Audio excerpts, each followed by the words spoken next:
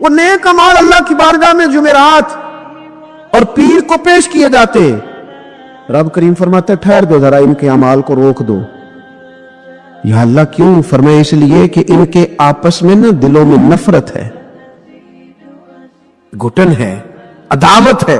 ان کو ذرا مہلت دو، یہ پہلے صلح کر لیں پھر ان کے اعمال بھی قبول کر لیں گے. کہ نہ عداوتیں پالی ہوئی ہیں، اپنے دلوں کے اندر گھٹن پیدا کی ہوئی. اختلاف کہاں نہیں ہوتا، لیکن نفرتیں پیدا کر لینا. کیا جرم کیا ہے بھائی نے؟ کون سا کفر کر بیٹھے ہیں رشتہ دار؟ کون سی ایسی بات نکل گئی ہے جو زندگی کے ناطے توڑ کے بیٹھ گئے ہم؟ رب کہتا ہے نہیں قبول ہوں گے ابھی اس کے اعمال، روک دو جب تک یہ آپس میں صلح نہ کر لے. مسجد میں بھی پابندی سے آؤ، فجر کی جماعت بھی نہیں چھوٹنی چاہیے، جمعے والے دن بھی وقت پہ آؤ. لیکن اگر قبولیت کرانی ہے تو 20 منٹ نکال کے نا اس رشتہ دار کے گھر بھی چلے جاؤ جس سے ناراضگی چل رہی ہے. تھوڑا سا نا ادھر بھی ایک چکر لگاؤ، اس لیے کہ وہ کہتا ہے قبول ہی تب کرنا ہے. پہلے یہ والا کام کر، لیکن اندر عداوت سے بھرا ہوا ہو، سینہ بھوک سے بھرا ہوا ہو، تو پھر اس کی روشنی میں جو اعمال کیے جائیں وہ قبول نہیں ہوتے. قرآن مجید فرقان حمید نے ایک اور وجہ بھی بیان کی ہے، فرمایا نہیں قبول کریں گے. امام شافعی سے ایک بندے نے کہا میرا دل کرتا ہے میں کچھ لوگوں پر خرچ کروں پر مجھے کوئی مستحق بندہ نہیں ملتا. تو امام صاحب ہنس پڑے، کہنے لگا جی آپ ہنسے کیوں؟ فرمانے لگے تو جو کچھ اللہ نے تجھے دیا تو اس کا مستحق تھا، تو حقدار تھا. جب رب نے تجھے بغیر حساب دیا ہے تو اللہ کے بندوں کو ٹٹولتا پھرتا ہے. تو کہتا میں پناہ کروں یہ حقدار ہے کہ نہیں. ایک صحابی ہے حضرت شیبہ بن عثمان رضی اللہ تعالی عنہ، وہ کہتے ہیں میرے والد کو اور میرے چچا کو مسلمانوں نے احد میں قتل کر دیا تھا. میرے دل میں بڑا غصہ تھا، بڑا جلال تھا کہ کبھی مجھے موقع ملے تو میں بدلہ لوں گا. کہتے فتح مکہ کے بعد نبی پاک علیہ السلام حوازن کی جنگ کے لیے نکلے. مجھے پتا چلا حضور جا رہے ہیں تو میرے اندر شعلے بھڑک رہے تھے انتقام کے. روز میں منصوبہ بندی کرتا، پلاننگ کرتا کہ کسی طریقے سے میں ان تک پہنچوں گا اور بدلہ لوں گا. کہتے نبی کریم علیہ السلام نہ حوازن کے لیے پہنچ چکے تھے. فرماتے میں بھی جنگ میں جا کے شریک ہو گیا اور میں نے طریقہ اس طرح کا اختیار کیا کہ کسی طریقے میں حضور تک پہنچ جاؤں. سمجھ آ رہی ہے میری بات کی؟ نبی کریم علیہ السلام تک کسی طریقے پہنچ جاؤں. فرماتے ہیں لڑتے لڑتے، لڑائی کے 2 طریقے ہوتے تھے. کبھی تو ایسے ہوتا تھا کہ ایک دو آدمی مل کے آپس میں لڑتے تھے، پھر گمسان کا رن پڑتا تھا، گھمبیر ہو جاتی تھی جنگ، سمجھ نہیں آتی تھی تیر کہاں سے آیا، نیزہ کہاں سے آیا. فرماتے ہیں جب گمسان کا رن پڑا نا، مجھے موقع مل گیا، میں حضور کے قریب پہنچ گیا. حضرت شیبہ بن عثمان رضی اللہ تعالیٰ عنہ کہتے ہیں جب میں پہنچ گیا تو میں نے نا دیکھا کہ اب حضور کے قریب لوگ نہیں ہیں. فرماتے میں نے نا فوراً تلوار اٹھائی، تلوار اٹھا کے میں حضور کو معاذ اللہ شہید کرنے لگا تھا. ایک نور چمکا حضور کے سامنے، پڑھیے درود صلی اللہ علیہ وسلم. کہتے ایک نور چمکا، اتنی تیزی تھی اس نور میں کہ میری آنکھیں بند ہو گئی، میرے ہاتھ سے تلوار گر گئی، آنکھیں چندھا گئی میری. فرماتے تلوار میرے ہاتھ سے چھوٹ گئی. اب جب وہ روشنی مدھم ہوئی نا تو میں نے دیکھا نبی پاک سامنے کھڑے مسکرا رہے ہیں. میں نے کر دی، آپ نے سن لی. ذرا دیکھو تو صحیح، جو تلوار لہرائے اسے دیکھ کے بھی کبھی کو مسکرایا ہے؟ جس نے تلوار ہی لہرا دی، جو شہید کرنے ہی لگا تھا، پہنچ گیا تھا. لیکن یہ اخلاق میرے رسول پاک کا ہے صلی اللہ اعلیٰ حضرت فاضل بریلوی کا ایک شعر میں نے پڑھا. کئی کچھ چیزیں ایسی ہوتی ہیں جو بس نا وہ آتی تو سامنے ہے لیکن وہ اتنا لطف دے جاتی ہے کہ ٹھنڈا ہو جاتا ہے مزاج. رات کو میں شعر پڑھ رہا تھا اعلیٰ حضرت کا فاضل بریلوی رحمت، اور میں نے شعر پڑھا تو مجھے اچھا لگا سنانا. ایک دوست کو میں نے فون کیا، میں نے کہا یار ذرا شعر تو سن لے. یہ پہلی دفعہ نظر سے گزرے، ابھی سیدھا سادہ لیکن روح تک اتر گیا. اعلیٰ حضرت فرمانے لگے نبی پاک کے بارے میں، فرمانے لگے سیدھی سیدھی روش پر کروڑوں درود. سیدھی سیدھی روش پر بالکل سیدھی ہے حضور کی باتیں، کسی پیچیدگی کی ضرورت نہیں. کہنے لگے سیدھی سیدھی روش پر کروڑوں درود، سادی سادی طبیعت پہ لاکھوں سلام. سادی سادی طبیعت پہ سیدھی سیدھی روش پر کروڑوں درود اور سادی سادی طبیعت پہ لاکھوں سلام. میرے نبی کریم صلی اللہ علیہ وسلم مجھے دیکھ کے مسکرائے، اور فرمایا جب حضور مسکرائے نا تو میں نبی کریم علیہ الصلوۃ والسلام کو دیکھ کے حیران ہوا کہ میں نے تلوار تانی تھی اور حضور نے مسکرانا شروع کیا۔ فرماتے اب حضور نے مجھے بلایا، آواز کے ساتھ نہیں بلایا، حضور نے اشارہ کیا یوں کر کے، فرمایا ادھر آؤ نا۔ فرماتے مجھے اب یہ بھی سمجھ نہیں آئی کہ کس نے مجھے اٹھا کے حضور کے قریب کر دیا۔ فرماتے میں نبی کریم کے قریب گیا تو حضور نے میرے دل پر 3 تھپکیاں دی۔ ایک تھپڑ ہوتا ہے، ایک تھپکی ہوتی، پتہ ہے نا فرق کا؟ ایک تھپڑ کو مارے تو جلال آتا ہے اور تھپکی دے تو پیار آتا ہے۔ کہتے حضور نے 3 تھپکیاں دی اور دی بھی میرے دل پر، ایک، پھر 2، پھر 3۔ کہتے پہلی تھپکی دی تو میرے اندر سے کفر نکل گیا، دوسری تھپکی دی تو میرے اندر ایمان داخل ہو گیا، اور تیسری تھپکی جب نبی پاک علیہ السلام نے دی تو مجھے ہر چیز سے بڑھ کر رسول اللہ سے پیار ہو گیا، محبت ہو گئی نبی کریم سے۔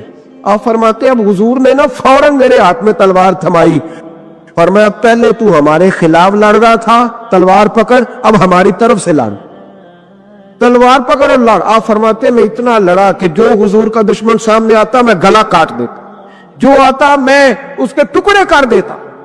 فرماتے پہلے میں باپ کا بدلہ لینے آیا تھا اور اب میرا یہ حال ہے کہ اگر میرا باپ بھی سامنے آئے گا تو میں اس کا بھی گلا کاٹ دوں گا، لیکن حضور کے قریب کسی کو جانے نہیں دوں گا۔ حضرت شیبہ بن عثمان کہتے ہیں جنگ ختم ہو گئی، حضور خیمے میں گئے، میں بھی گیا، اب نبی پاک لوگوں سے باتیں کر رہے ہیں، حضور لوگوں سے باتیں کر رہے ہیں، میں ایک کونے میں بیٹھا سوچ رہا ہوں کہ میں تو بدلہ لینے آیا تھا، یہ میرے ساتھ ہوا کیا؟ حضور لوگوں سے باتیں کرتے جا رہے ہیں، میں سوچتا جا رہا ہوں کہ میں تو انتقام لینے آیا، یہ کیا معاملہ ہوا؟ کہتے محبوب نے اچانک میری طرف نظر اٹھائی اور فرمانے لگے شیبہ ایک ارادہ تو نے کیا تھا جو غلط تھا، اور ایک ارادہ میرے رب نے کیا ہے اور تیرے اوپر فضل فرما دیا ہے۔ فرماتے حضور نے اب مجھ سے فرمایا کوئی خواہش ہو تو بتاؤ، مانگ لو کچھ مانگنا ہے تو۔ میں نے عرض کی یا رسول اللہ میری بخشش کی دعا کر دے، بڑا میرا خوفناک ماضی ہے، میں اسلام کا بڑا دشمن رہا ہوں، حضور دعا کر دے، یاد ماضی عذاب ہے یا رب، چھین لے مجھ سے حافظہ میرا، یا رسول اللہ بڑے گناہ ہے میرے، دعا کر دے۔ کہتے میں نے دعا کے لیے کہا اور حضور پھر دوسرے لوگوں سے باتیں کرنے لگ گئے، کبھی اس سے کبھی اس سے کبھی اس سے۔ میں سوچنے لگا کہ میری بات کا کوئی جواب ہی نہیں آیا، جب تو 3 بار میں نے سوچا تو میرے کریم نے پھر توجہ میری جانب کی اور فرمایا تو نے بخشش کی دعا کا کہا تھا، میں نے سن لیا ہے، رب کریم نے تیری بخشش فرما دی ہے، اللہ نے تجھے بخش دیا ہے، تیری خطائیں رب کریم نے معاف کر دی۔ نبی پاک کے دست مبارک کی برکت، رسول پر ایک صحابی تھے حضرت فرقد ان کا نام تھا رضی اللہ تعالی۔ پہلے نا میں جب گفتگو کیا کرتا تھا نا تو میں صحابہ کا نام نہیں لیتا تھا، میں کہتا تھا ایک صحابی فرماتے ہیں، چونکہ صحابہ کے نام مشکل تھے، لوگوں کو یاد نہیں رہتے۔ ایک دن میرے دل میں خیال آیا کہ نام لیں گے نہیں تو انہیں آئیں گے کیسے، چلو خود کسی کو یاد ہو جائے گا، تو مجھے اچھا لگا۔ پچھلی دفعہ میں نے حضرت ساسا بن ناجیہ کا نام لیا تو مجھ سے میرے دوستوں نے کہا ذرا لکھ کے دے کیا نام تھا، مجھے خوشی ہوئی کہ یار اگر یہ لفظ کہے جائیں گے تو لوگوں کو دلچسپی ہوگی۔ حضرت فرقد ایک صحابی تھے، اور یہ وہ صحابیاں جنہوں نے حضرت عمر کے زمانے میں موصل کا علاقہ فتح کیا تھا، بڑے دلیر تھے، ان کی 4 بیویاں تھیں۔ وہ کہتے ہیں جب بھی یہ گھر میں آتے تو خوشبو اتنی اعلیٰ لگا کے آتے کہ ہم حیران ہو جاتی۔ عورتیں زیادہ تیاری کرتی ہیں نا مردوں سے کہ نہیں، کہ آج کل مرد زیادہ کرتے ہیں، چلو میں دل چھوڑو میں اپنی اصلاح کرنا، تسی دونوں گلاں تے انجن کیتا ہے، اب پتہ نہیں سچ کیا ہے، کون زیادہ تیاری کرتا ہے؟ چلو بیٹھے جو مرد نے، ویسے میرے پاس جو اخباری تراشے ہیں ان میں یہ لکھا ہے کہ آج کل مردوں کے میک اپ پہ زیادہ خرچ آنے لگا ہے، یہ تحقیقی رپورٹ ہے، اور پاکستان میں سب سے زیادہ جو اخراجات ہیں وہ میک اپ کے سامان کے ہیں۔ پہلے لڑکیاں بیوٹی پارلر جاتی تھی، اب لڑکے بھی جاتے ہیں، پہلے صرف دلہن جاتی تھی، اب سارا خاندان جاتا ہے۔ اللہ تعالیٰ معاف کرے۔ اس کے باوجود بڑی غربت ہے ملک میں، پریشانی بھی بڑی ہے، اس کے علاوہ ہمیں غریبوں کا درد ہے، اس کے باوجود ہم لوگوں کی مدد کرنا چاہتے ہیں۔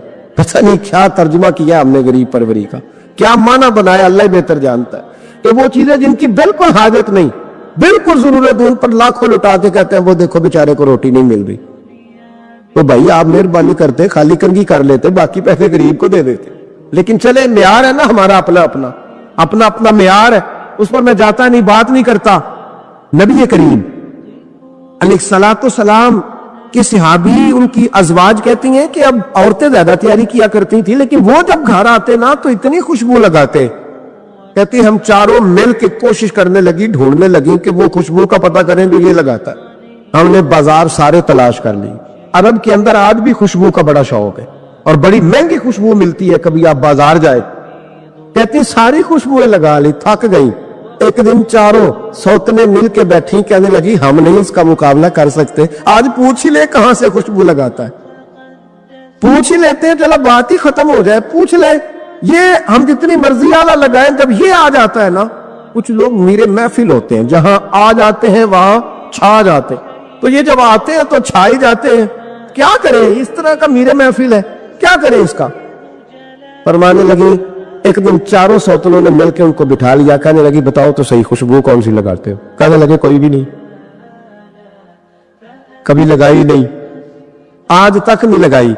تو کہتی ہے بیویاں کہنے لگی صحابہ تو غلط بیانی نہیں کرتے، پر آپ کیا بات کر رہے ہیں، یہ کیسے ہو سکتا ہے کہ آپ آتے ہیں تو ہم حیران ہو جاتی ہیں. فرمانے لگے جس دن کی تم لگی ہوئی ہو نا میری خوشبو کا مقابلہ کر دے، مجھے پہلے دن کا ہی پتا ہے. تو میں نے کہا چلو زور لگا ہی لیں، دیکھ ہی لیتے ہیں کہاں تک بات جاتی ہے تمہارے پاس جتنا زور لگا لو. بہرحال میں اللہ کی قسم اٹھا کے کہتا ہوں کبھی نہیں لگائی.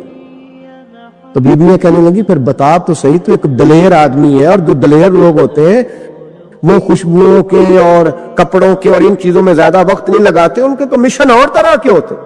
آپ تو مجاہد قسم کی آدمی ہیں، پر ہر وقت خوشبو آتی ہے.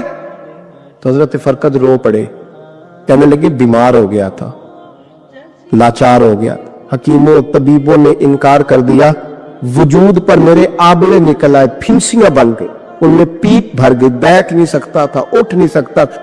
جب تھک گیا نا تو دروازہ رسول پہ چلا گیا. جب تھک گیا طبیبوں کا، تھکایا ستایا حضور کی بارگاہ میں، کہا محبوبہ دیکھے تو صحیح میرا کیا حال ہے. حضور ذرا دیکھے، چل نہیں سکتا، سو نہیں سکتا، بیٹھ نہیں سکتا، تیرے علاوہ غم کسے بتاؤ. کہتے ہیں حضور نے فرمایا ستر ڈھانپ لے، باقی سارے کپڑے اتار دے. ستر ڈھانپ لے. کہتے ہیں ٹخنوں سے لے کر ناف تک میں نے ستر ڈھانپ لی، باقی سارے کپڑے اتارے. حضور کیا کریں گے؟ فرماتے ہیں نبی پاک نے دست مبارک اٹھایا، برف سے ٹھنڈا، کستوری سے زیادہ مہکنے والا. فرماتے ہیں پورے وجود پر میرے حضور نے دست مبارک ایک دفعہ لگا دیا. اب جدھر جدھر سے گزرتا ہوں ساری دنیا خوشبو سے بھر جاتی.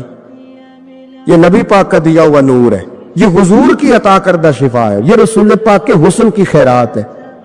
ایک شاعر نے ایک فکرہ کا کمال کر دی، کہنے لگا ظلمت کو ان کے نور نے کافور کر دیا، جس پر پڑی نظر اسے بھی نور کر دیا.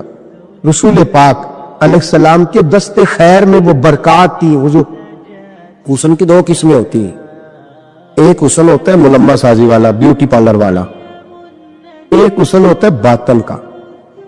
بچے پتہ کیوں خوبصورت ہوتے ہیں؟ اس پر علماء مناطق نے بحث کی ہے، محدثین نے لکھا ہے. بچہ گدھے کا بھی ہو تو پیارا لگتا ہے.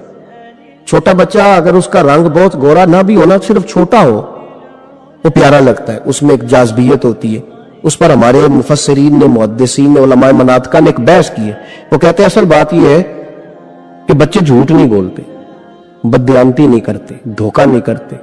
یہ جو اندر کی عیاریاں ہوتی ہے نا، چہرہ بھی خطرناک کر دیتی. اور جب اندر حسن ہوتا ہے تو باہر بھی حسن ہی ہوتا ہے. بچے میں کوئی مکاری عیاری نہیں ہوتی، فساد نہیں ہوتا، نیت میں فطور نہیں ہوتا، کسی کو لوٹنے کا ارادہ نہیں، کسی کو شیشے میں اتارنے کا پروگرام نہیں بتاتا. بچہ چرب زبان نہیں ہوتا، اس کو طریقہ نہیں ہوتا، وہ لوگوں کو قائل کرنے کے ہر وقت دوڑتا نہیں، الٹی سیدھی گیمیں نہیں چلاتا، کیونکہ اندر حسن ہوتا ہے تو وہ حسن اس کے چہرے پر معصومیت بن کے آتا ہے. سمجھ آ رہی ہے میری بات کی؟ اس کی دلیل میرے رسول پاک علیہ السلام نے بخاری میں فرمایا اللہ کا ولی وہ ہے جس کا چہرہ دیکھو تو اللہ یاد آ جائے. اب یہاں یہ نہیں فرمایا گورا چٹا ہو، خوبصورت ہو، بس اس کے چہرے میں معصومیت ہوتی، وہ سچا ہوتا ہے، وہ کھرا ہوتا، اس کا حسن چہرے پہ آتا ہے. میرے رسول کریم علیہ السلام کا جو حسن تھا نا، وہ اندر کی صداقت کی روشنی تھی، وہ اندر کے کیف کا نور تھا جو حضور کے چہرے پر عیاں ہوتا تھا. اس لیے نبی پاک کا چہرہ جو تھا وہ آنکھیں چدیاتا نہیں تھا، بلکہ آنکھوں کو اچھا لگتا تھا. شاہ عبد الرحیم صاحب محدث دہلوی شاہ ولی اللہ صاحب کے والد ہیں، اور ہمارے بر صغیر پاک و ہند میں جتنے بھی مسالک ہیں یہ سارے شاہ ولی اللہ صاحب کے شاگرد بنتے۔ وہ کہتے ہیں میرے ابا جی نے خواب دیکھا اور خواب میں انہیں رسول اللہ کا دیدار نصیب ہوا۔ تو نبی کریم علیہ السلام کی بارگاہ میں شاہ ولی اللہ صاحب کے ابا جی کہنے لگے حضور ایک بات بڑی اڑ گئی ہے میرے دل میں، بڑی، تو کتابوں سے جواب نہیں ملا، آج رب کریم نے موقع دیا ہے اس سوال کا جواب۔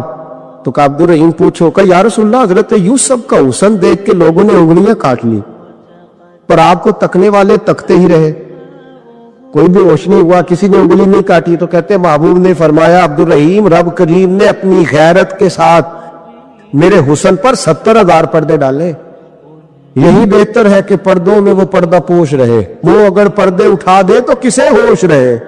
فرمایا 70,000 پردوں میں چھپا ہوا حسن ہے، ورنہ کسی کی طاقت تھی کوئی بات کر سکتا، جرت تھی کسی شخص کی؟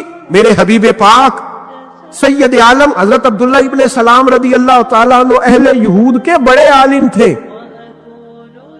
فرماتے ہیں میں تورات زبور انجیل کا جاننے والا تھا۔ جس دن حضور مدینہ طیبہ آئے کسوا نامی اونٹنی پر بیٹھے تھے، میں حضور سے مناظرہ کرنے بحث کرنے آیا، میرے ساتھ میرے شاگرد تھے، ارادہ تھا بحث کروں گا، نبی پاک کو بڑے معاذ اللہ کڑوے کڑوے سوال کروں گا۔ کہتے حضور بیٹھے تھے کسوا نامی اونٹنی پہ اور گردن مبارک جھکی ہوئی، ہونٹوں پر حضور کے زیر لب ہلکی سی مسکراہٹ تھی۔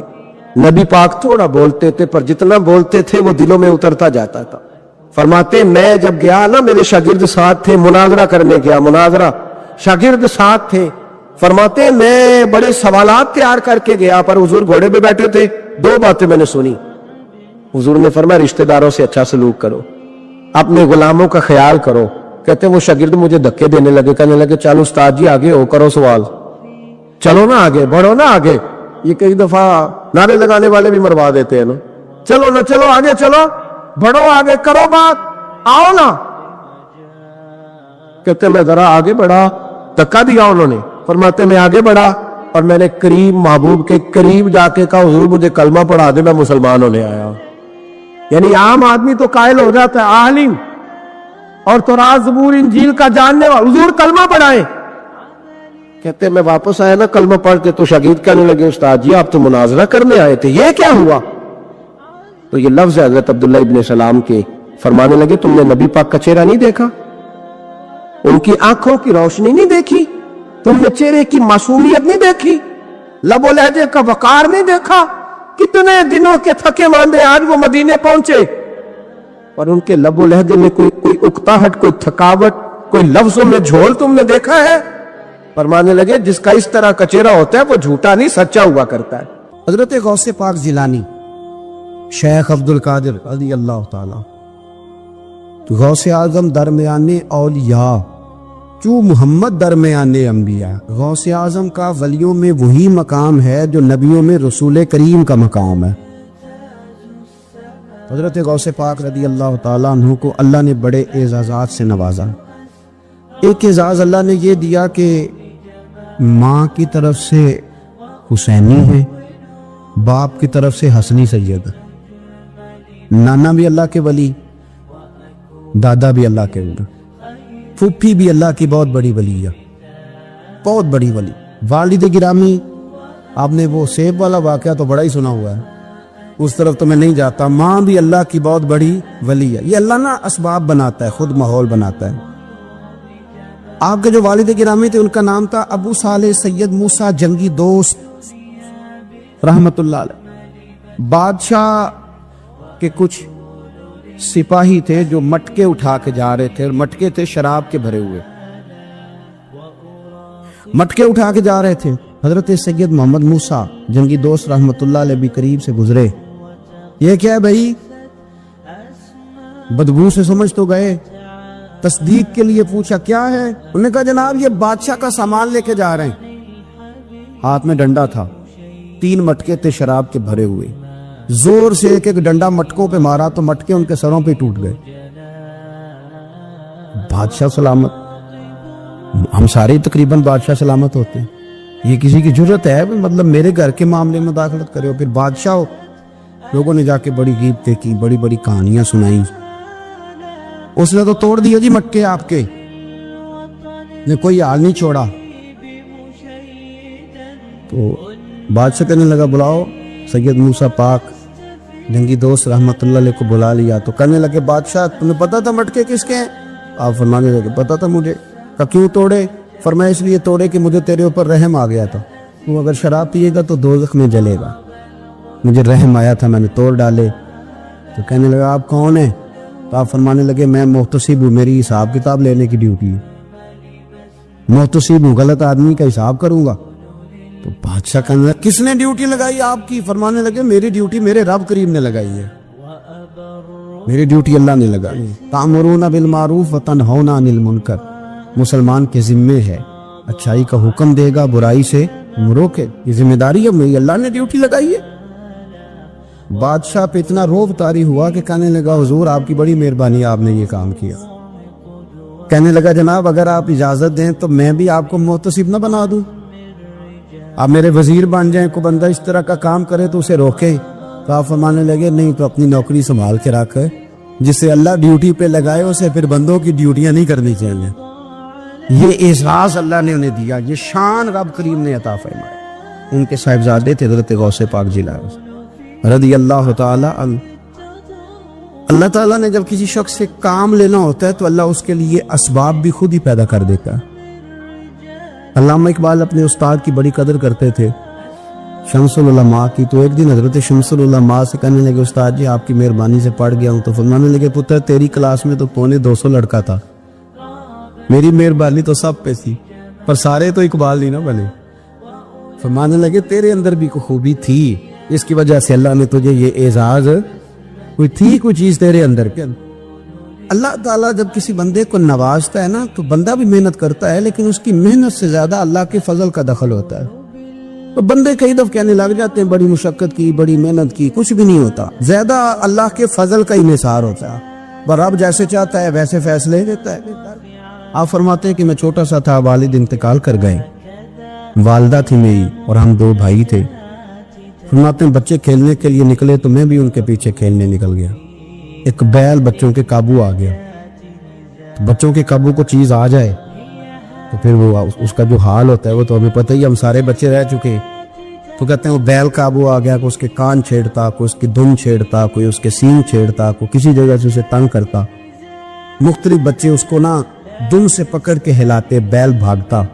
حضور غوث پاک فرماتے میں بھی آگے بڑھا اور میں نے جب اس کی دم پکڑ کے ہلائی تو بیل نے میری طرف منہ کیا اور کہنے لگا عبد القادر تو نانا ایسے کر، بول کے کہنے لگا تو نانا ایسے کر، تجھے رب نے ان کاموں کے لیے پیدا نہیں فرمایا۔ آپ فرماتے مجھے اتنا خوف طاری ہوا، بیل کو بولتے دیکھا تھا پہلی دفعہ، بیل کو۔ اب میرے سنی کو بھی دلیلوں کی ضرورت ہوتی ہے، دلیل نہ دیں، کسی بزرگ کی بات سنائیں تو سنی بھی تھوڑا تھوڑا دائیں بائیں دیکھتا ہے۔ یہ شور ایسا ہوا ہے نا، پراپوگنڈا ایسا ہے۔ میں حدیث پاک سنا دیتا ہوں۔ رسول کریم صلی اللہ تعالی علیہ وآلہ وسلم فرماتے ہیں ایک شخص نے بیل پہ سواری کر لی تھی۔ بیل سواری کے لیے نہیں پیدا کیا تھا، سواری کے لیے اونٹ ہیں، خچر ہیں، گھوڑے ہیں، گدھے ہیں، بیل کھیتی باڑی کے لیے۔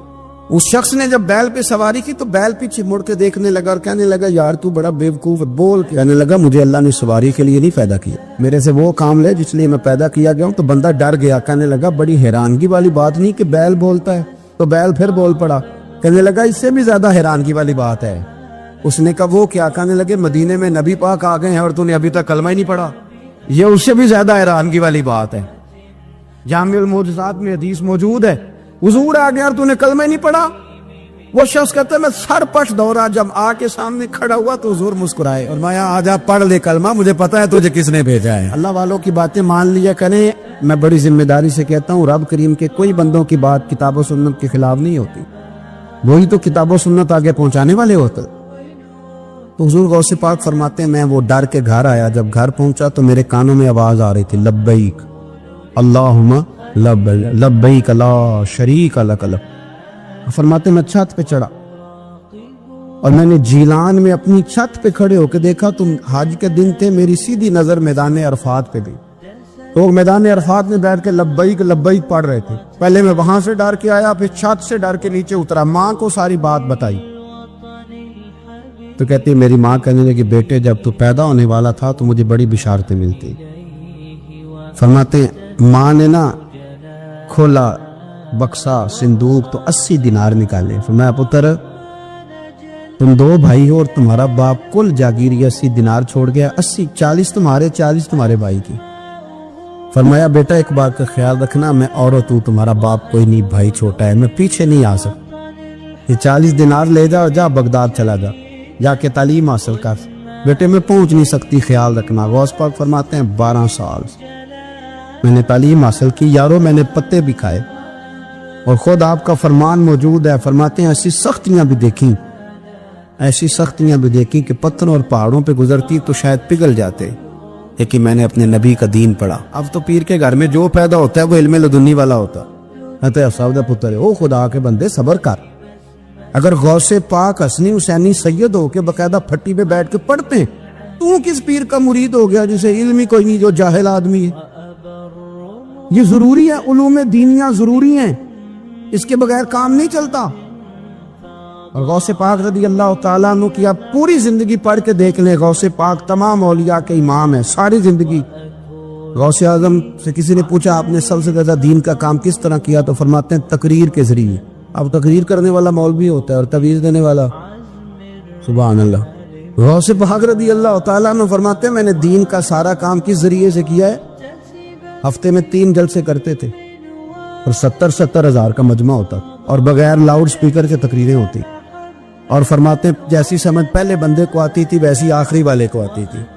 لوگوں نے کہا حضور یہ کرم کیسے ہوا؟ فرمانے لگے میں نے جب تعلیم حاصل کر لی تو بولنا آتا ہی نہیں تھا, تو میں بڑا پریشان ایک دن سو گیا تو خواب میں رسول کریم کا دیدار نصیب ہوا. انہوں نے فرمایا تو واز کیا کر, تیرے واز سے لوگوں کو فائدہ ہوگا. یا رسول اللہ میں اجمی بندہ ہوں, لوگوں کے سامنے کیسے بات کروں گا؟ تو حضور نے فرمایا منہ کھولنا ذرا. کہتے میں نے منہ کھولا تو محبوب نے 7 دفعہ لعاب دہن ڈالا میرے منہ. آپ فرماتے ہیں پھر بولتا میں تھا, اثر کوئی اور پیدا کر دیتا. حضور غوث پاک رضی اللہ تعالیٰ عنہ نے 40 سال دین کا کام کیا. صبح کے وقت فقہ کا درس دیتے تھے, فجر کے بعد کچھ دیر کا ناشتہ کرتے سو جاتے, پھر آتے مدرسے میں پڑھاتے باقاعدہ بچوں کو. غوث پاک رضی اللہ تعالیٰ عنہ کی سیرت پر آپ ساری کتابیں پڑھ لیں, ساری کتابیں لو. میں نے بھی بڑے دعویٰ کر دیے, یعنی ساری کتابیں جتنی اب تک چھپی ہوئی ساری پڑھ لو, کہیں نہیں ملے گا کہ ہم غوث پاک کے آستانے پہ گئے. غوث پاک کسی بندے نے یہ نہیں کہا ہم غوث پاک کے آستانے پہ گئے, غوث پاک کے دربار پہ گئے. سب نے یہی لکھا ہے کہ ہم حضور غوث پاک کے مدرسے میں گئے. ہمارے نا مدرسوں میں سبق تقسیم ہوتے ہیں, سال جب شروع ہوتا ہے نا تو سبق تقسیم ہوتے ہیں. ہمارے مدرسے میں بھی تقسیم کرتے ہیں ہمارے مولانا. آپ حدیث پاک پڑھائیں گے, فلانا استاد منطق پڑھائے گا, فلانا فلسفہ پڑھائے گا, فلانا یہ سبق تقسیم ہوتا ہے, فلانا قرآن, فلانا حدیث, فلاں فقہ. تو غوث اعظم کے مدرسے کے جو ناظم تعلیمات تھے وہ کہنے لگے حضور سبق بانٹنا ہے تو آپ کو کون کون سا سبق دے دیں, کون کون سا پیریڈ پڑھائیں گے؟ تو آپ فرمانے لگے نہیں پیریڈ رہنے دو. حضور پھر فرمایا اس طرح کرو لائق بچے تم رکھ لو اور نالائق سارے مجھے دے دو, میں جانوں اور نالائق جانے, نالائق سارے میرے. غوث پاک رضی اللہ تعالیٰ نالائق سارے رکھ لیے کند ذہن, اور حضور غوث پاک ان کو اسباق پڑھایا کرتے, ان پر محنت کر. فجر کے بعد فقہ کا درس, 10 بجے مدرسے کی کلاس, زور کے بعد حدیث پاک کا درس, مغرب کے بعد تفسیر بیان کرتے. بانج علموں جو کرے فقیری وہ کافر مرے دیوانہ. اور عشاء کی نماز کے بعد ہفتے میں 3 جلسوں سے خطاب.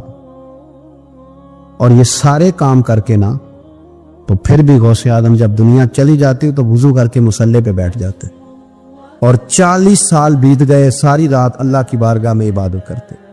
40 سال حضور غوث پاک کو اللہ نے بڑا اعزاز دیا, کتابیں لکھی, ڈیوٹی کی, محنت کی, کوشش.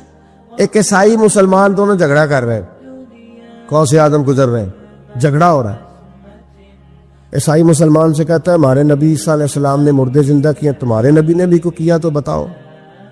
مسلمان پڑھا ہوا نہیں تھا, حالانکہ نبی پاک نے بڑے مردے زندہ کیے, پڑھا نہیں تھا, بتا نہ سکا. غوث اعظم کے کان میں آواز گئی تو جا کے عیسائی کا بازو پکڑ کے جھنجھوڑا. فرمانے لگے کیا کہا تم نے؟ میرے مصطفیٰ نے مردہ زندہ کیا تو بتاؤں. فرمایا تو نبی پاک کی چھوڑ, میں غلاموں کا غلام ہوں, میں غلاموں کا غلام ہوں, مجھے بتا کون سا مردہ زندہ کرنا. تو چھوڑ حضور کی بات نہ کر، میں غلاموں کا غلام ہوں، مجھے بتا کون سا مردہ زندہ کرنا ہے۔ پرانی قبر پہ لے گیا، کہنے لگا جی اگر نہ ہوا تو غوث اعظم فرمانے لگے جو تو کہے گا وہ میں کروں گا۔ تو کہنے لگے اگر ہو گیا تو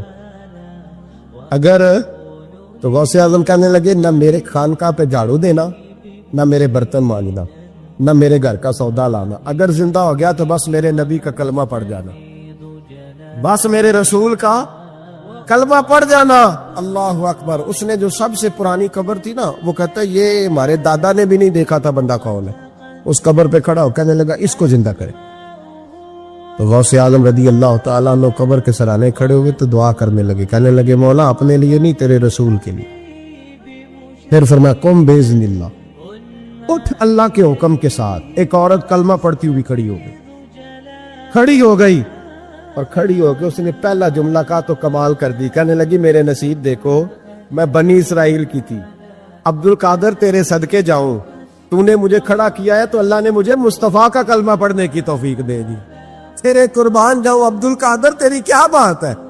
اب وہ بندہ دوڑ کے غوث اعظم کے قدموں میں آیا، فرمانے لگے نا کلمہ میرے مصطفیٰ کا پڑھنا ہے، حضور کا غلام بننا ہے۔ او بھائیو، حضرت شیخ عبد القادر جیلانی، حضور غوث اعظم رضی اللہ تعالیٰ عنہ، معمولی بات نہ سمجھنا، حضور غوث اعظم رضی اللہ تعالیٰ عنہ فرماتے ہیں میں قدم نہ لگاؤں تو اللہ ولایت ہی نہ دے، میں قدم نہ لگاؤں تو اللہ ولایت نہ دے۔ ایک آدمی سے حضور غوث پاک ناراض ہو گئے، ایک شخص نکل جا میرے آستانے سے، دعا منگیا کرو سنگیو، کتے مرشد نہ رس جاوے، جنہ دے پیر رس جاندے، وہ جیوندے بھی وہ مرے ہی رہن، چل دوڑ جا نکل جا۔ وہ کہتے ہیں میں 300 ولی کے پاس گیا ہوں، 300، ہر ایک سے کہا میرے لیے دعا کرو۔ وہ کہنے لگے جسے عبد القادر دھتکار دے، اس کو کوئی سینے سے لگا سکتا، چل واپس چلا جا۔ آ کے قدموں میں بیٹھ گیا، کہنے لگا سونیا معاف کر دے۔ فرمانے لگے تو نے دیر کر دیا، میں تو کب سے معاف کیے بیٹھا ہوں، تو نے دیر کی آنے میں تو رسول اللہ کا غلام ہوں، اور حضور نے معاف کرنا سکھایا ہے۔ حضور غوث پاک واز کرتے، نصیحت کرتے، اور چونکہ نہ شہرت کے لیے، نہ مال کے لیے، نہ نوٹوں کے لیے، اس لیے غوث اعظم جب تقریر کرتے نا، ایک دن بغداد میں بارش شروع ہو گئی، خطاب ہو رہا تھا، لوگ بکھرنے لگے تو 2 جملے غوث پاک کے، کہنے لگے یا اللہ تو دلوں کے بھید جانتا ہے، اگر بندے میں نے اپنی ذات کے لیے اکٹھے کیے ہیں تو تیز بارش برسا، دڑا دے سارے، اگر تیرے لیے اکٹھے کیے ہیں تو پھر بھی تیری مرضی، رکھنے ہیں تو رکھ، بھیجنے ہیں تو۔ حضرت یحییٰ کہتے ہیں سارے بغداد میں بارش ہوتی تھی، پر جہاں غوث اعظم کی محفل ہوتی تھی وہاں کوئی نہیں ہوتی تھی، وہاں کوئی نہیں ہوتی۔ غوث اعظم تقریر کرتے، کبھی کبھی وجد آتا تھا، کبھی کبھی ایک ماحول ہوتا ہے نا، کبھی کبھی حضور غوث اعظم وجد میں آتے تھے، کبھی کبھی اللہ کی دریائے رحمت کو بھی کبھی کبھی جوش آتا ہے۔ اور میرے حبیب فرماتے ہیں وہ پہلے آسمان پر نزول جلال کرتا ہے جو اس کی شان کے لائق، اور فرماتا ہے بندو مانگ لو، جو مانگو گے میں دے دوں گا۔ میرے محبوب کے دریائے رحمت کو بھی جوش آتا تھا، حضور فرماتے تھے آج پوچھو جس نے جو پوچھنا ہے پوچھو، حضور فرمایا کرتے تھے۔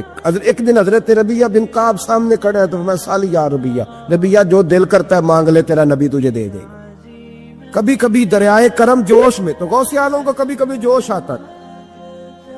ایک دن تقریر کرتے کرتے جذبات میں آ گئے، جوش میں، یوں نظر اٹھائی تو حضرت خضر گزر رہے تھے اوپر سے، اور جوش جذبات میں فرمانے لگے او بنی اسرائیل کے ولی ذرا نیچے تو اتر، ذرا محمد عربی کے غلام کی بھی چند باتیں سن کے جا، تجھے سناؤ رسول اللہ کے غلام کس طرح کے ہوتے ہیں۔ عالم وجد میں، کیف میں تھوڑی دیر گزری تو تڑپنے لگی، مجمع پہ سکوت تاری، لوگ سمجھ نہیں رہے ہو کیا رہا۔ ایک آپ کے خلیفہ تھے حضرت علی بن ہیتی، وہ دیوار کے ساتھ ٹیک لگا کے سو رہے، سارا مجمع دم بخود ہے یہ کیا ہونے لگا، غوث پاک اٹھے، تقریر وہیں رہ گئی، علی بن ہیتی کے پاس جا کے یوں ہاتھ باندھ کے کھڑے ہو گئے، اور دیر تک نبی پاک پہ درود پڑھتے رہے۔ ان کی آنکھ کھلی تو وہ بھی روئے، غوث اعظم بھی روئے، دعا ہو گئی، جلسہ ختم۔ غوث پاک سے تو پوچھنے کی طاقت ہی نہیں تھی نا کسی کی، ان سے کون پوچھے، لوگ حضرت علی کے پاس، حضرت علی بھی نہیں تھی رحمت اللہ علیہ، حضور یہ کیا ہوا ہمیں سمجھ نہیں آئی۔ آپ فرمانے لگے تمہیں کیا بتاؤں، تم کسی معمولی پیر کے ماننے والے نہیں ہو. میں آج غوث اعظم کی محفل میں بیٹھے بیٹھے ہی مدینے پہنچ گیا ہوں اور مجھے رسول اللہ کے جلوے نظر آنے لگے ہیں. پر میرے شیخ کا کمال دیکھو, جو میں خواب میں دیکھ رہا تھا عبد القادر ظاہری آنکھوں سے نظر فرما رہا ہوں, ظاہری آنکھوں سے, عالم وجد میں, کیف میں, سرور میں. اور جب غوث اعظم تقریر کرتے تھے نا, 50 آدمی اس کونے سے کھڑے ہوتے تھے, کہتے تھے حضور ساری زندگی گناہ کیے ہیں, اب توبہ کرتے ہیں, اب دوبارہ گناہ نہیں کریں گے. اس کونے سے 15 کھڑے ہوتے تھے, حضور ڈاکے ڈالے ہیں ساری عمر, اب توبہ. آپ کی بات نے دل بدل دیا ہے, اللہ نے توفیق ہدایت دے دی. ادھر سے 10 کھڑے ہوتے, حضور سود کا دھندا, چوری کا دھندا, آج کے بعد توبہ. ایک بزرگ تھے حضرت یحییٰ بن نجاح ان کا نام تھا, وہ کہتے ہیں میں نے سوچا روز بندے توبہ کرتے ہیں, آج میں گنوں نہ کہ ایک محفل میں کتنے کرتے ہیں, آج گنوں نہ. اب تو کاؤنٹنگ کے مختلف ذرائع ہیں نا, کیلکولیٹر ہے, باقی چیزیں. اس زمانے میں یہاں گٹھلیاں ہوتی تھی کھجور کی, بندے کچھ چیز گننی ہوتی تو گٹھلی ڈالتے, یا لوگ دھاگا لے جاتے تھے, ہر دھاگے پہ گرا لگاتے تھے, ایک گرا دوسری گرا. وہ کہتے ہیں میں نے نا اپنے پلو کے چادر کے نیچے دھاگا چھپا لیا. ایک بندہ توبہ کرنے اٹھاتے تو گرا ڈال دی, دوسرا اٹھا تو دوسری گرا ڈال دی, تیسرا اٹھا تو تیسری. کہتے ہیں اچانک بندے زیادہ ہو گئے. اب میری سپیڈ ہی بڑی کم تھی, میں کوشش بڑی کرتا پر بندے زیادہ. کہتے ہیں بڑی کوشش کی پر میں پورا ہی نہ ہوں. کہتے ہیں جب میں تھک گیا نا اور تھوڑا سا میرا سانس بھی پھولنے لگا, پریشان بھی ہوا, تو غوث پاک نے میری طرف دیکھا اور دیکھ کے مسکرائے اور مسکرا کے فرمانے لگے یحییٰ میں دلوں کی گرے کھولتا جا رہا ہوں, تو بند کرتا جا رہا ہے. میں گرا کھول رہا ہوں, تو گرے لگا رہا ہے. اور چھوڑ دے یار, تجھ سے نہیں گنا جائے گا. یہ عبد القادر کی وجہ سے توبہ نہیں کر رہے, خدا کے فضل کی وجہ سے کر رہے ہیں. اور اللہ کا فضل گنا جا سکتا نہیں, شمار کیا جا سکتا. فرمایا نہ کر. آپ نے 40 سال لوگوں کو تبلیغ فرمائی, ہزاروں یہودیوں نے کلمہ پڑھا, لاکھوں نے. عیسائیوں کا بڑا عالم تھا, وہ کہتا ہے میں پوری انجیل پڑھتا تھا, جتنے نسخے تھے سب مجھے یاد سے, لیکن میں متاثر ہو گیا اسلام سے. یمن کا رہنے والا تھا. میں نے ایک ٹھان لی, اس کے ہاتھ پہ کلمہ پڑھنا ہے جو اس وقت نبی پاک کی امت میں سب سے زیادہ شان والا ہو. کہتا ہے میں سویا تو خواب میں جناب عیسیٰ کا دیدار ہوا اور مجھے کہنے لگے تلاش کرنے کی ضرورت ہی کوئی نہیں, بغداد چلا جا. بغداد حضور غوث پاک کی بارگاہ میں فرمانے لگے اس وقت نبی پاک کی امت میں سب سے زیادہ شان اللہ نے حضور غوث اعظم کو عطا فرمائی, شیخ عبد القادر جیلانی رضی اللہ تعالی. غوث پاک. ہم کوئی دیوانے لوگ نہیں, یا ہمیں شعور نہیں, یا ہمیں عقل نہیں.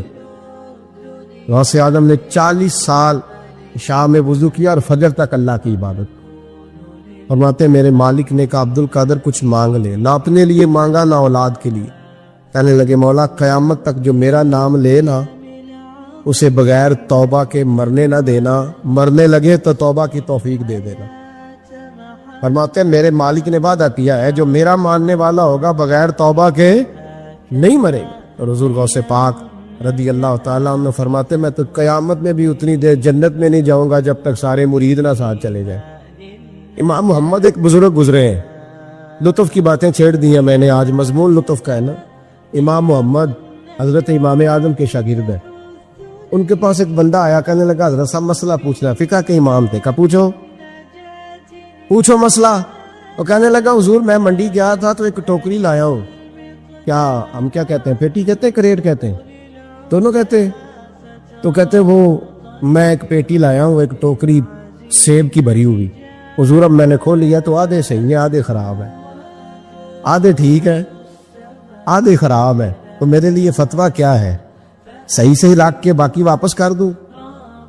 تو امام محمد فرمانے لگے نہیں, شریعت کہتی ہے یا سارے رکھ یا سارے واپس کر. یہ کہے تو رونے بھی لگ گئے ساتھ.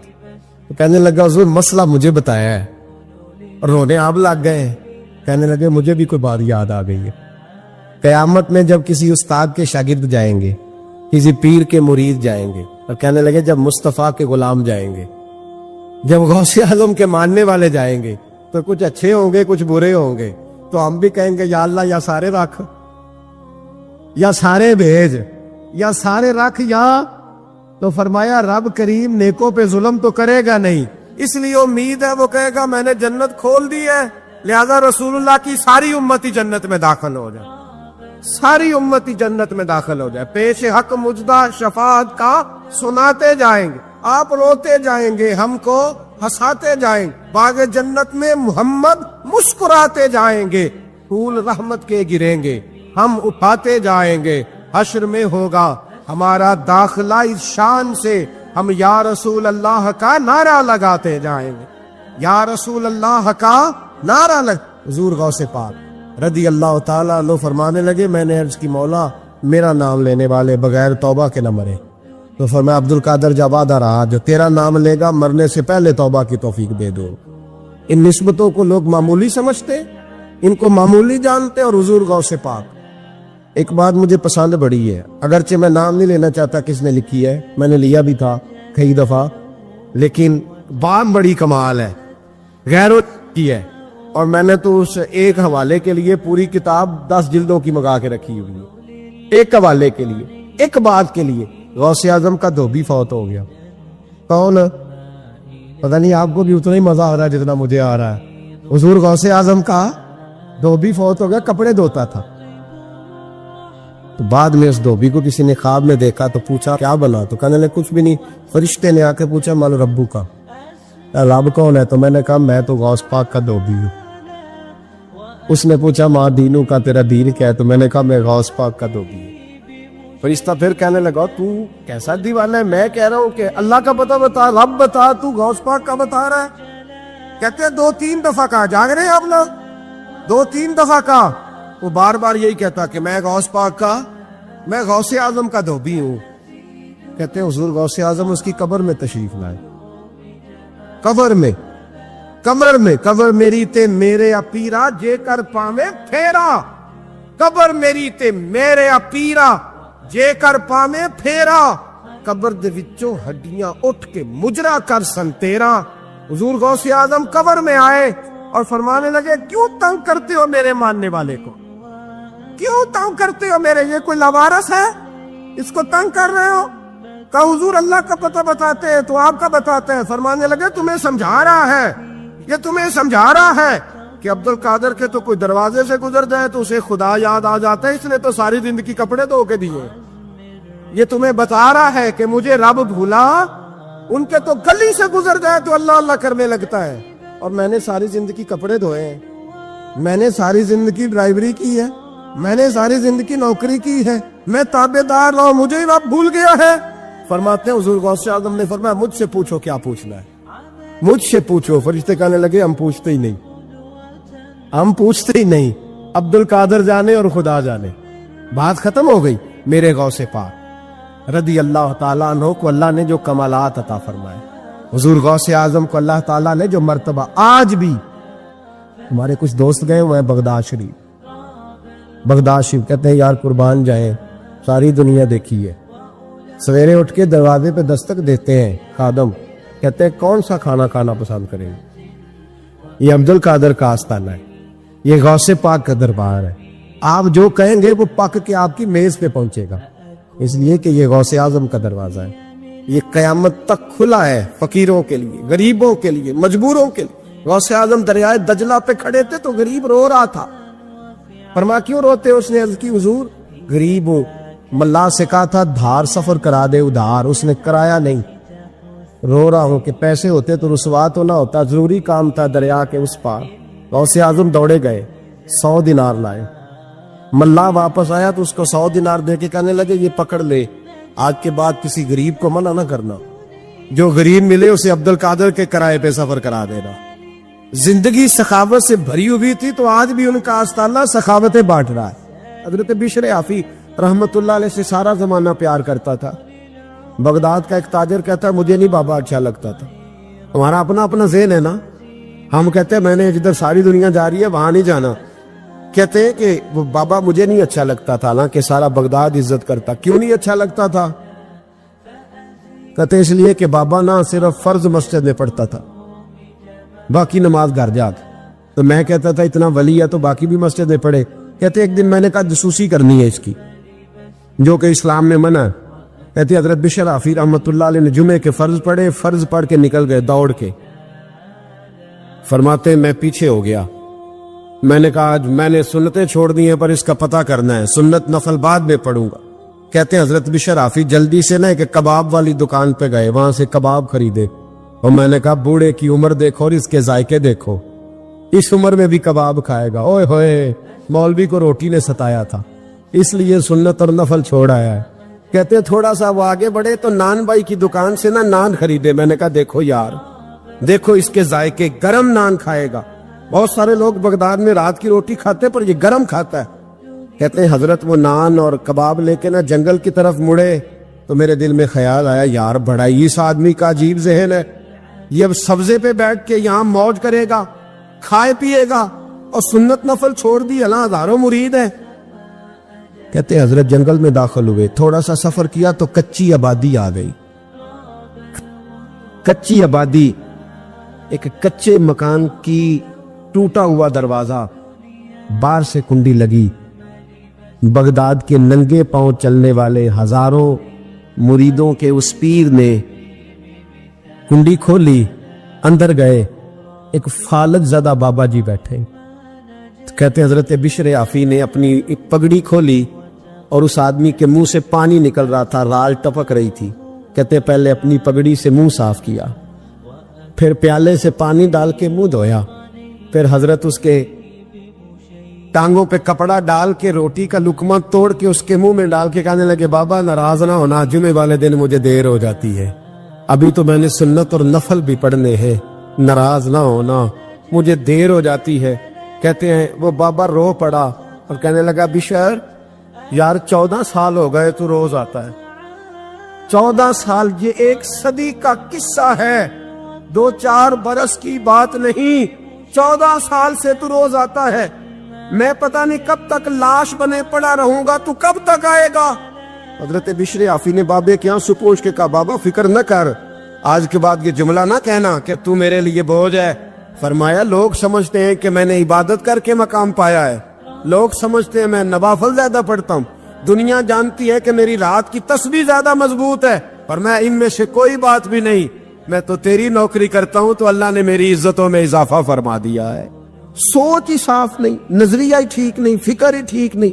اسلام نظریے کا مذہب ہے، سوچ کا۔ مسند امام احمد بن حنبل کی حدیث سنی، حضرت انس بن مالک فرماتے ہیں جب انسان نے روزہ رکھا ہوتا ہے نا تو روح ویسے ہی پاک ہوتی ہے اس کی۔ میں نے یہ سوچا کہ کچھ باتیں ایسی کی جائیں جس سے تھوڑی سی سوچیں بھی تبدیل ہو، کچھ سوچوں کا وضو، سوچوں کا غسل، افکار و نظریات کی بھی بات ہو۔ ہم سمجھتے ہیں کہ شاید کثرت عبادت اصل ہے۔ اقبال کہتے ہیں یہ ذکر نیم شبی، یہ مراقبے، یہ سرور، تیری خودی کے اگر نگہباں نہیں تو پھر کچھ بھی نہیں ہے، تیری خودی کے اگر، اور پھر عام چیز نہیں کہا یہ ذکر نیم شبی، سویرے سحری کا ذکر، یہ مراقبہ، یہ جو تو گھنٹوں اللہ کی یاد میں بیٹھا رہتا، یہ سرور، کہتے بے کیف عبادت نہیں، سرور والی، یہ ذکر نیم شبی، یہ مراقبے، یہ سرور، تیری خودی کے اگر نگہباں نہیں، اگر تیرے نظریے کو نہیں بدل سکے، تیری سوچ نہیں بدل سکے، تیرا ایمان مضبوط نہیں کر سکے، تیری خودی کے اگر نگہباں نہیں تو پھر کچھ بھی نہیں۔ اور خرد نے کہہ بھی دیا لا الہ الا اللہ تو کیا حاصل، دل و نگاہ، دل و نگاہ، دل و نگاہ اگر مسلمان نہیں تو پھر کچھ بھی نہیں، دل و نگاہ۔ اقبال کہتے ہیں ایک دل کا کلمہ پڑھ، دوسرا نظر کا کلمہ پڑھ، ان پہ پابندی لگا، دل و نگاہ اگر مسلمان نہیں تو پھر تو کچھ بھی نہیں، کچھ بھی نہیں۔ حضرت انس بن مالک کہتے ہیں میں حضور کے پاس بیٹھا تھا، حضرت عبداللہ ابن عمر بھی بیٹھے تھے، کوئی بات ہو رہی تھی، ایک حجرے میں بیٹھے تھے، دروازے پہ دستک ہوئی، مسند امام احمد میں حدیث ہے، نبی پاک علیہ السلام نے فرمایا انس دروازہ کھولو، دروازے پہ وہ بندہ ہے جس کو اللہ بغیر حساب کتاب جنت عطا فرمائے گا، وہ بندہ ہے دروازے پہ۔ حضرت انس بن مالک کہتے ہیں میں نے دروازہ کھولا تو بندہ دیکھا، غریب سا ایک انصاری صحابی، اور بندہ بڑا سادہ، وضو تازہ کر کے آیا ہے تو پانی کے قطرے داڑھی سے بہہ رہے اور چمڑے کے جوتے اس نے لپیٹ کے نا تو بغل میں چھپائے ہوئے، آ کے اتحیات کی حالت میں بیٹھا، حضور سے 2-4 باتیں کی، چلا گیا۔ ہم اس کا رنگ دیکھتے رہے اور مصطفیٰ کا کرم دیکھتے رہے. اس کو حضور نے جنتی کہا ہے. کہتے ہیں اگلے دن اسی ٹائم اسی وقت ہم حضور کے پاس بیٹھے تھے, پھر دروازے پہ دستک ہوئی. حضور نے فرمایا دروازہ کھولو, دروازے پہ وہ بندہ ہے جسے اللہ بغیر حساب کتاب جنت عطا فرمائے گا, بغیر حساب. کہتے ہیں دروازہ کھولا اور جیسے ہی میری نظر پڑی, بندہ بھی وہی ہے جو کل آیا تھا اور انداز بھی وہی ہے جو کل تھا, اسی طرح پانی کے قطرے, اسی طرح جوتے بغل میں, السلام علیکم. کل حضور فلاں بات کی تفصیل پوچھنی مجھ سے رہ گئی تھی, غلطی ہوگی, دوبارہ آیا ہو. اس نے اپنی گفتگو کی, چند جملوں میں بات سمیٹی, چلا گیا. فرماتے اتفاق کی بات کے دن تیسرا, بندے بھی ہم دونوں, میں اور عبداللہ ابن عمر. حضرت انس بن مالک کہتے ہیں دونوں بیٹھے تھے, سیم ٹائم سیم ڈے. پھر دستک ہوئی, حضور نے فرمایا دروازہ کھولو, اور مسکرا کے فرمایا دروازے پہ وہ بندہ ہے جسے اللہ بغیر حساب کتاب جنت عطا فرمائے گا. کہتے ہیں کھل اٹھے ہمارے چہرے, باہر گئے, دستک ہوئی تھی, دروازہ کھولا. فرماتے مجھے یقین تھا وہی ہوگا جو 2 دن پہلے آیا تھا, اور میرے یقین کے مطابق ہی کام ہوا. وہی بندہ تھا جو کل بھی تھا, جو پرسوں بھی تھا. حالت اور کیفیت اور انداز بھی وہی تھا. پانی کے قطرے بہ رہے ہیں اور اس شخص نے جوتے بغل میں دبائے ہوئے خدمت میں حاضر ہوا, بیٹھ گیا, بات چیت کی, چلا گیا. حضرت انس بن مالک کہتے ہیں تھوڑی دیر ہوئی تو حضور بھی تشریف لے گئے. حضرت عبداللہ ابن عمر مجھے کہنے لگے یار ویسے کتنے اس کے نصیب ہیں, کتنے نصیب ہیں. کوئی آیا لے کے چلا گیا, کوئی آیا لے کے چلا گیا, کوئی عمر بھر بھی نہ پا سکا. میرے مولا تجھ سے گلا نہیں, یہ تو اپنا اپنا نصیب ہے, یہ تو اپنا اپنا. اور نہ کسی کے حال پہ طنز کر, نہ کسی کے غم کا مذاق اڑا, وہ جسے چاہے جیسے نواز دے. یہ مزاج لطف رسول ہے صلی اللہ تعالی علیہ وسلم. کہتے ہیں ہم لوگ گفتگو کرنے لگے. عبداللہ ابن عمر مجھ سے کہنے لگے یار ویسے پتہ کرنا چاہیے یہ کون سا عمل کرتا ہے, پتہ کرنا. ایسے ہم نہیں پتہ کرتے کہ یہ بندہ بڑا چمک گیا, پتہ کرو کون سا کاروبار کرتا ہے, ذرا اس کی جاسوسی تو کرو. اور بندے بھی بڑے سمجھدار ہیں, وہ سائیڈ بزنس نہیں بتاتے. وہ کہتے ہیں وہ جو میرا علیحدہ ہے وہ نہیں بتانا, کہیں یہ نہ شروع کر لے. حالانکہ انسان کے پاس جو خوبی جو اللہ نے اسے دولت دینی ہوتی ہے وہ اپنا اپنا نصیب ہوتا ہے, وہ گھر میں بیٹھے بھی اللہ عطا کر دیتا. وہ کہتے ہیں کہ پتہ کرو کیا عمل کرتا ہے. تو حضرت عبداللہ ابن عمر کہتے ہیں میں اس کے پیچھے ہو گیا, اس سے سلام لی. تو میں نے کہا مجھے 2-3 دن کے لیے مہمان بنا لو گے؟ مان نہ مان, میں تیرا مہمان.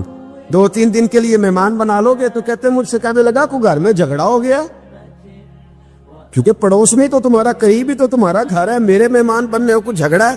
تو میں نے کہا چلو ایسے ہی سمجھ لو, پر مجھے مہمان بنا لو. کہتے ہیں میں 3 دن اور 3 راتیں اس شخص کے ساتھ رہا.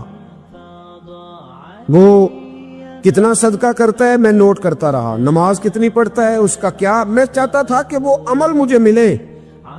اس کی برکت سے مصطفیٰ نے اسے 3 مرتبہ جنتی فرمایا ہے تاکہ وہ کیفیات مجھے ابھی ملے. حضرت عبداللہ ابن عمر کہتے کہ میں نے کوئی خاص چیز نہیں دیکھی. وہ عشاء پڑھتا تو فجر تک بستر پہ کروٹیں لیتا, اور میں الحمدللہ اٹھ کے تہجد بھی پڑھتا, نوافل بھی پڑھتا. کہتے ہیں وہ 1 سپارہ پڑھتا, میں 3 پڑھتا. فرماتے اس نے 3 دنوں میں کھجور بھی صدقہ نہیں دی, کہ کھجور بھی, اور میں نے بڑے بڑے غریبوں کی مدد کی. میں کہنے لگا کہ عمل تو میرا زیادہ ہے اس سے, پھر خوبی کیا ہے؟ خاص توجہ کرنا, اسلام اور دین کا جو فکری اساس ہمیں صحابہ نے دی. حضرت عبداللہ ابن عمر کہتے ہیں میں نے تیسرے دن اسے کہا بھائی اللہ تیرا بھلا کرے, تو نے بڑی خدمت کی, میں نے جانا ہے, میرا کوئی جھگڑا نہیں ہوا تھا, میں تو بس تیرا عمل دیکھنے آیا تھا کہ تو عمل کیا کرتا ہے. تو وہ صحابی کہتے ہیں مجھے کہنے لگے یار تو میرا عمل دیکھنے آیا تھا, مجھے بتا تو صحیح کیا اور کیوں دیکھنے آیا میرا عمل, تجھے کیا ضرورت پڑی میری جاسوسی کی. تو کہتے ہیں مجھ سے جب اس نے سوال کیا تو میں نے اس کو کہا بھائی تو 3 دن آیا ہے نا, ہم بیٹھے ہوئے تھے. کہا ہاں میں آتا رہا ہوں. کہا 3 دن نبی پاک نے فرمایا اللہ تجھے بغیر حساب کتاب جنت عطا فرمائے گا. تو میں چاہتا تھا کہ میں ذرا جاسوسی کروں, ذرا دیکھوں, کھوج لگاؤں کون سا ایسا عمل ہے. آج بھی ذرا دھیان دیجئے گا, کون سا ایسا عمل ہے. حالانکہ تو عشاء پڑھتا ہے اور اٹھ کے فجر پڑھتا ہے, میں تہجد بھی پڑھتا ہوں, 13 سپارہ ہے کہ میرے 3 ہے. کون سا ایسا عمل ہے جس کے سبب تجھے جنت ملے گی؟ کہتے ہیں وہ صحابی کہنے لگے یار کوئی ایسا عمل نہیں، کوئی شے نہیں، میں اس قابل ہی نہیں، من نانم کے من دانم، جو میں ہوں مجھے پتا ہے۔ کہا پھر کوئی بات تو ہوگی، تیری مہربانی بتا دے، میں نے 3 دن 3 راتیں محنت کی ہیں، بتا دے۔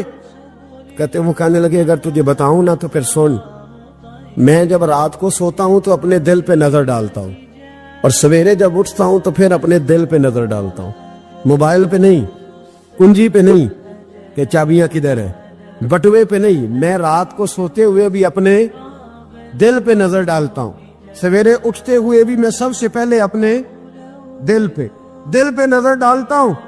فرماتے ہیں الحمدللہ میرے دل میں کسی کا حسد نہیں ہے، کسی کے بارے میں کوئی کینہ نہیں ہے، کوئی کسی کے بارے میں میل نہیں، میں اللہ کے ہر بندے کے بارے میں سوچ، نظریہ، فکر اچھی رکھتا ہوں۔ اور فرمایا میں تیرے بارے میں بھی عبداللہ یہی سوچتا ہوں کہ تو مجھ سے زیادہ نیک ہے۔ الحمدللہ اس وقت بھی میرا ذہن یہ ہے کہ انس بن مالک مجھ سے زیادہ پرہیزگار ہے، اس وقت بھی میری سوچ یہ ہے کہ محبوب کے سب صحابہ میں سب سے کمزور میں ہی ہوں۔ نبی عبداللہ ابن عمر کہتے ہیں میں نے اس کا ہاتھ چوما، میں نے کہا سمجھ آ گئی ہے، تیرا نظریہ، تیری سوچ پکی اور سچی مسلمان ہے، تو دل اور روح کا مسلمان ہے، تو نظر اور روح کا مسلمان ہے۔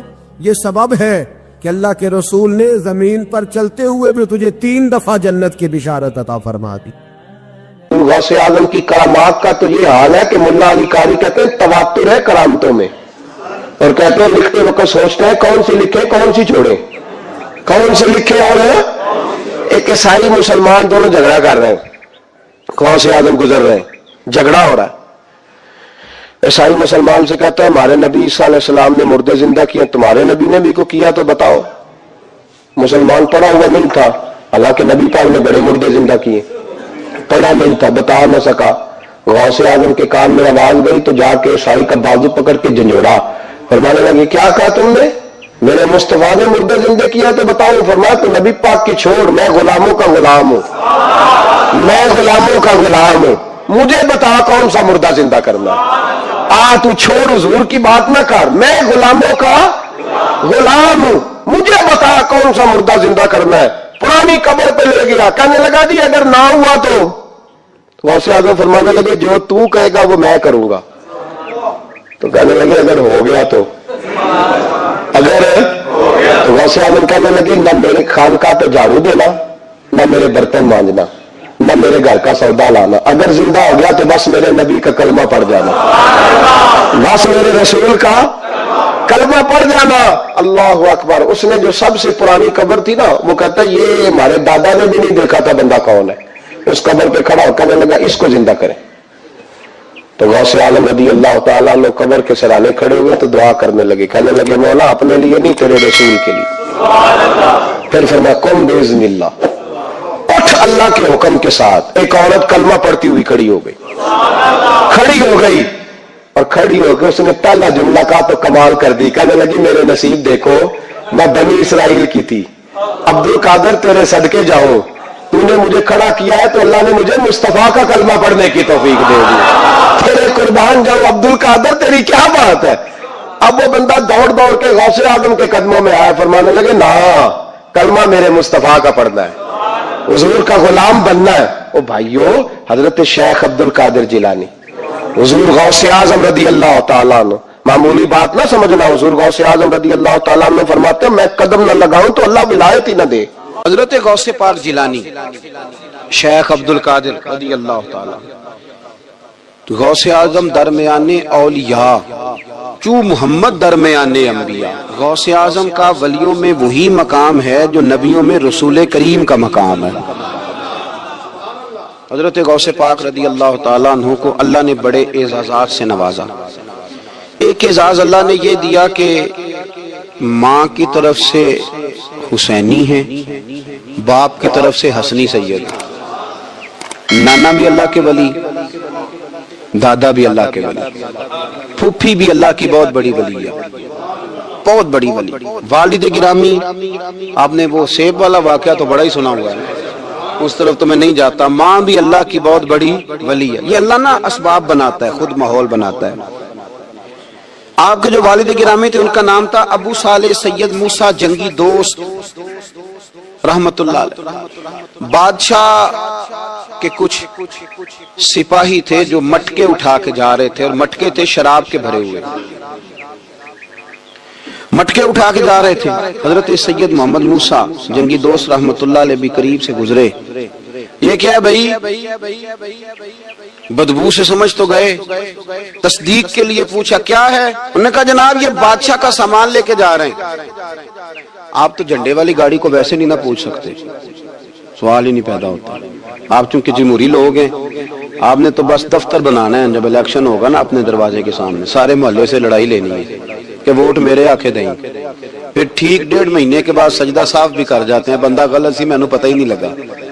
تو یہ پہلے سوچنا تھا تھوڑا سا، ایسے ہی بلا وجہ الیکشن تو روز کبھی کبھی آئے گا، تو ہم نے ایک جگہ تو روز رہنا، ایک دوسروں سے جھگڑے کرنا اور معاذ اللہ تعالیٰ غیبتیں کرنا، عزتیں اچھالنا، یہ مسلمان کا شیوا نہیں ہے۔ حضرت غوث پاک کے والد نے پوچھا کیا لے کے جا رہے ہو؟ بادشاہ کا سامان ہے جی۔ ہاتھ میں ڈنڈا تھا، 3 مٹکے تھے شراب کے بھرے ہوئے، زور سے ایک ایک ڈنڈا مٹکوں پہ مارا تو مٹکے ان کے سروں پہ ٹوٹ گئے۔ بادشاہ سلامت، ہم ساری تقریباً بادشاہ سلامت ہوتے ہیں، یہ کسی کی جرت ہے مطلب میرے گھر کے معاملے میں مداخلت کرے ہو، پھر بادشاہ ہو۔ لوگوں نے جا کے بڑی غیبتیں کی، بڑی بڑی کہانیاں سنائیں۔ اس نے تو توڑ دیے جی مٹکے آپ کے، نے کوئی حال نہیں چھوڑا۔ تو بادشاہ کہنے لگا بلاؤ سید موسیٰ پاک جنگی دوست رحمت اللہ علیہ کو بلا لیا۔ تو کہنے لگے بادشاہ تمہیں پتا تھا مٹکے کس کے ہیں؟ آپ فرمانے لگے پتا تھا مجھے۔ کہا کیوں توڑے؟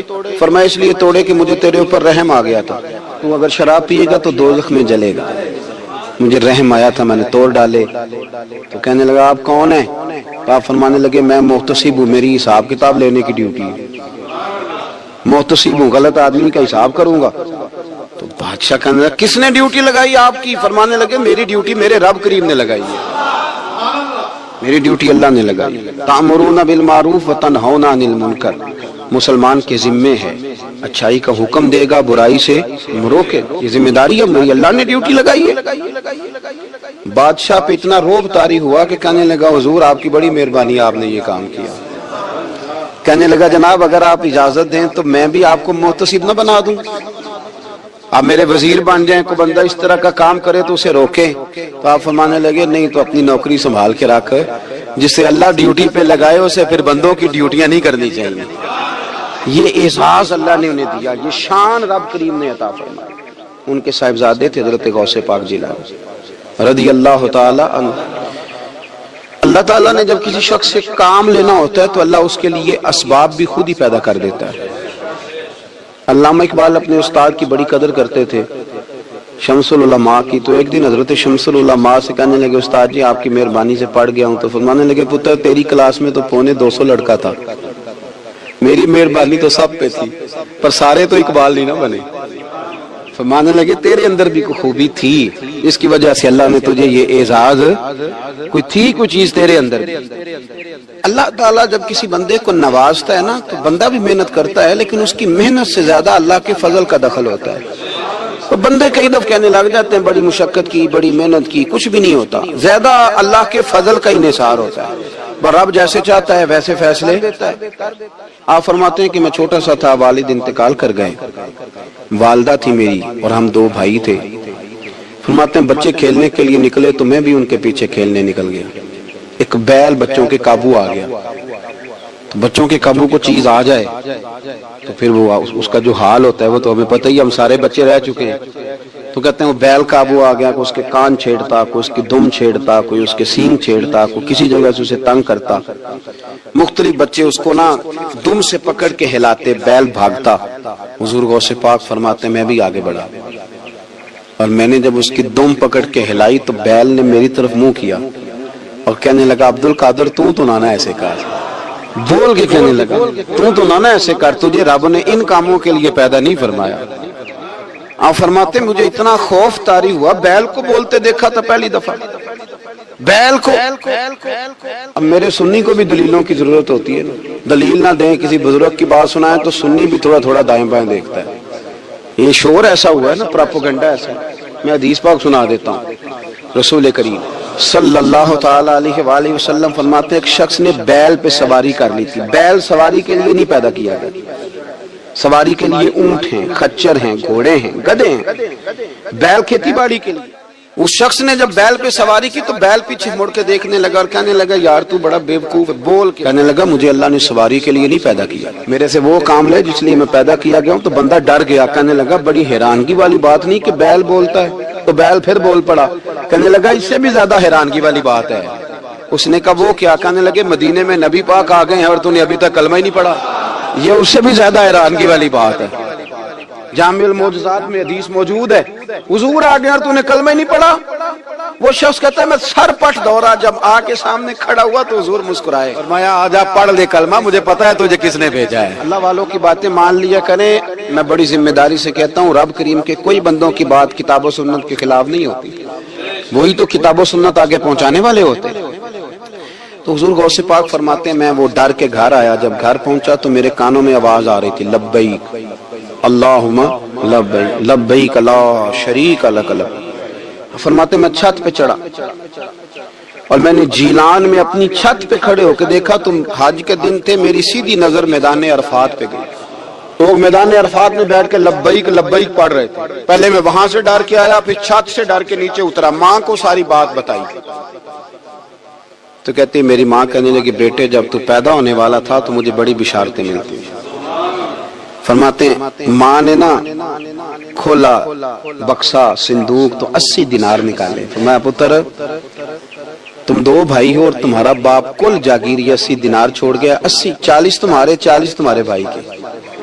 فرمایا بیٹا ایک بات کا خیال رکھنا، میں اور تمہارا باپ کوئی نہیں، بھائی چھوٹا ہے، میں پیچھے نہیں آ سکتا، یہ 40 دینار لے جا اور جا بغداد چلا جا، جا کے تعلیم حاصل کر، بیٹے میں پہنچ نہیں سکتی، خیال رکھنا۔ غوث پاک فرماتے ہیں 12 سال میں نے تعلیم حاصل کی یارو، میں نے پتے بھی کھائے، اور خود آپ کا فرمان موجود ہے، فرماتے ہیں ایسی سختیاں بھی دیکھیں، ایسی سختیاں بھی دیکھیں کہ پتھروں اور پہاڑوں پہ گزرتی تو شاید پگھل جاتے، لیکن میں نے اپنے نبی کا دین پڑھا۔ اب تو پیر کے گھر میں جو پیدا ہوتا ہے وہ علم لدنی والا ہوتا ہے، تو صاحب پتر ہے او خدا کے بندے صبر کر۔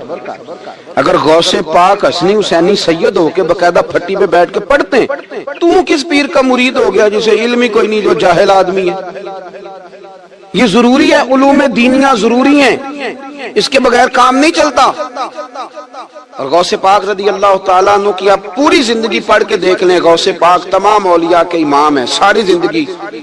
غوث اعظم سے کسی نے پوچھا آپ نے سب سے زیادہ دین کا کام کس طرح کیا، تو فرماتے ہیں تقریر کے ذریعے۔ اب تقریر کرنے والا مولوی ہوتا ہے اور تویز دینے والا سبحان اللہ۔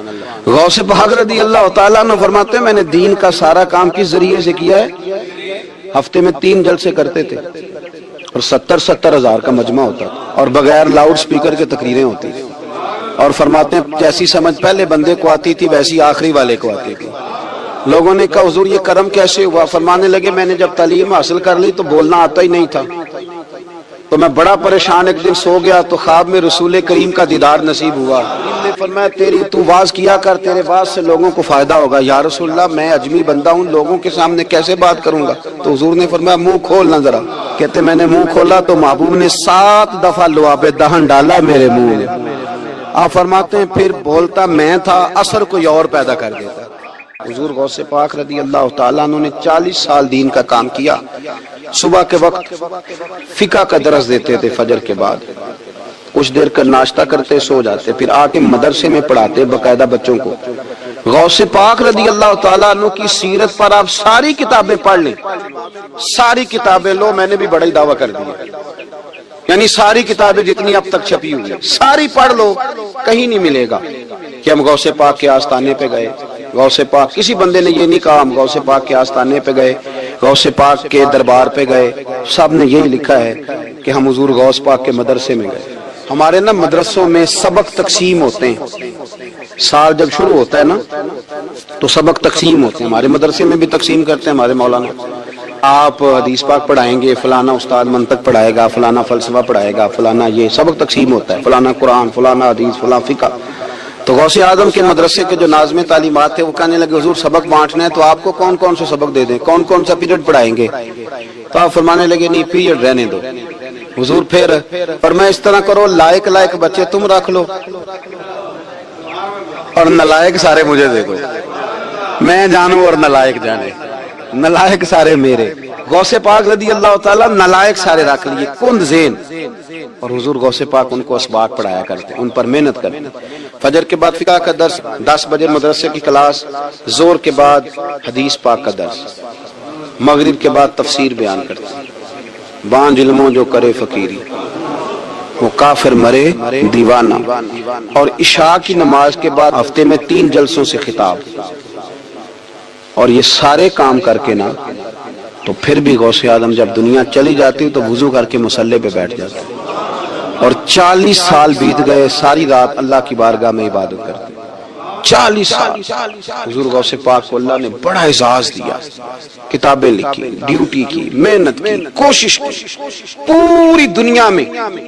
मैं पहले भी बता चुका हूं, फिर बताता हूं,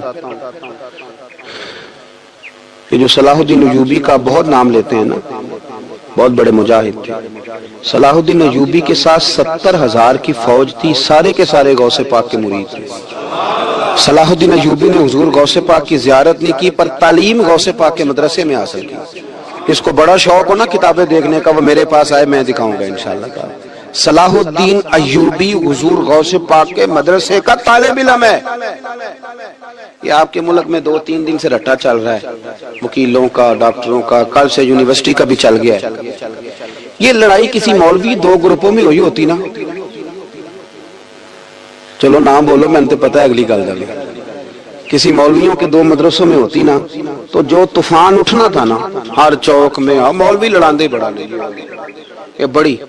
मैंने दावत दी थी परसों, मैंने कहा जब वकील मुकम्मल तालीम कर लेना उसे 2 साल मदरसे में लाओ, हम उसे सिखाएंगे उठना कैसे है, बैठना कैसे है, इनको लाओ। इसलिए कि हम अपनी बात नहीं बताएंगे, हम बताएंगे मोहम्मद अरबी की बातें सल्लल्लाहु अलैहि। मेहरबानी करो, मुझे कोई शिकवा नहीं उनसे, कोई किसी किस्म का। इसलिए कि हमारे मुल्क में ना एहतजाज का कल्चर प्रमोट किया गया, हमने ये माहौल बना के दिया, सड़क ब्लॉक करने का। ये हमारे करीब एक गांव है, तो रोज डकैतियां होती थी, बच्चा भी कत्ल, पुलिस वाले सुनते ही नहीं थे, उन बेचारों ने रोड ब्लॉक किया तो सब सही हो गया, उसी वक्त सारा कुछ हो गया। पहरेदारी भी लगती है, अब चौकियां भी कायम हो गई, सब कुछ हो रहा है।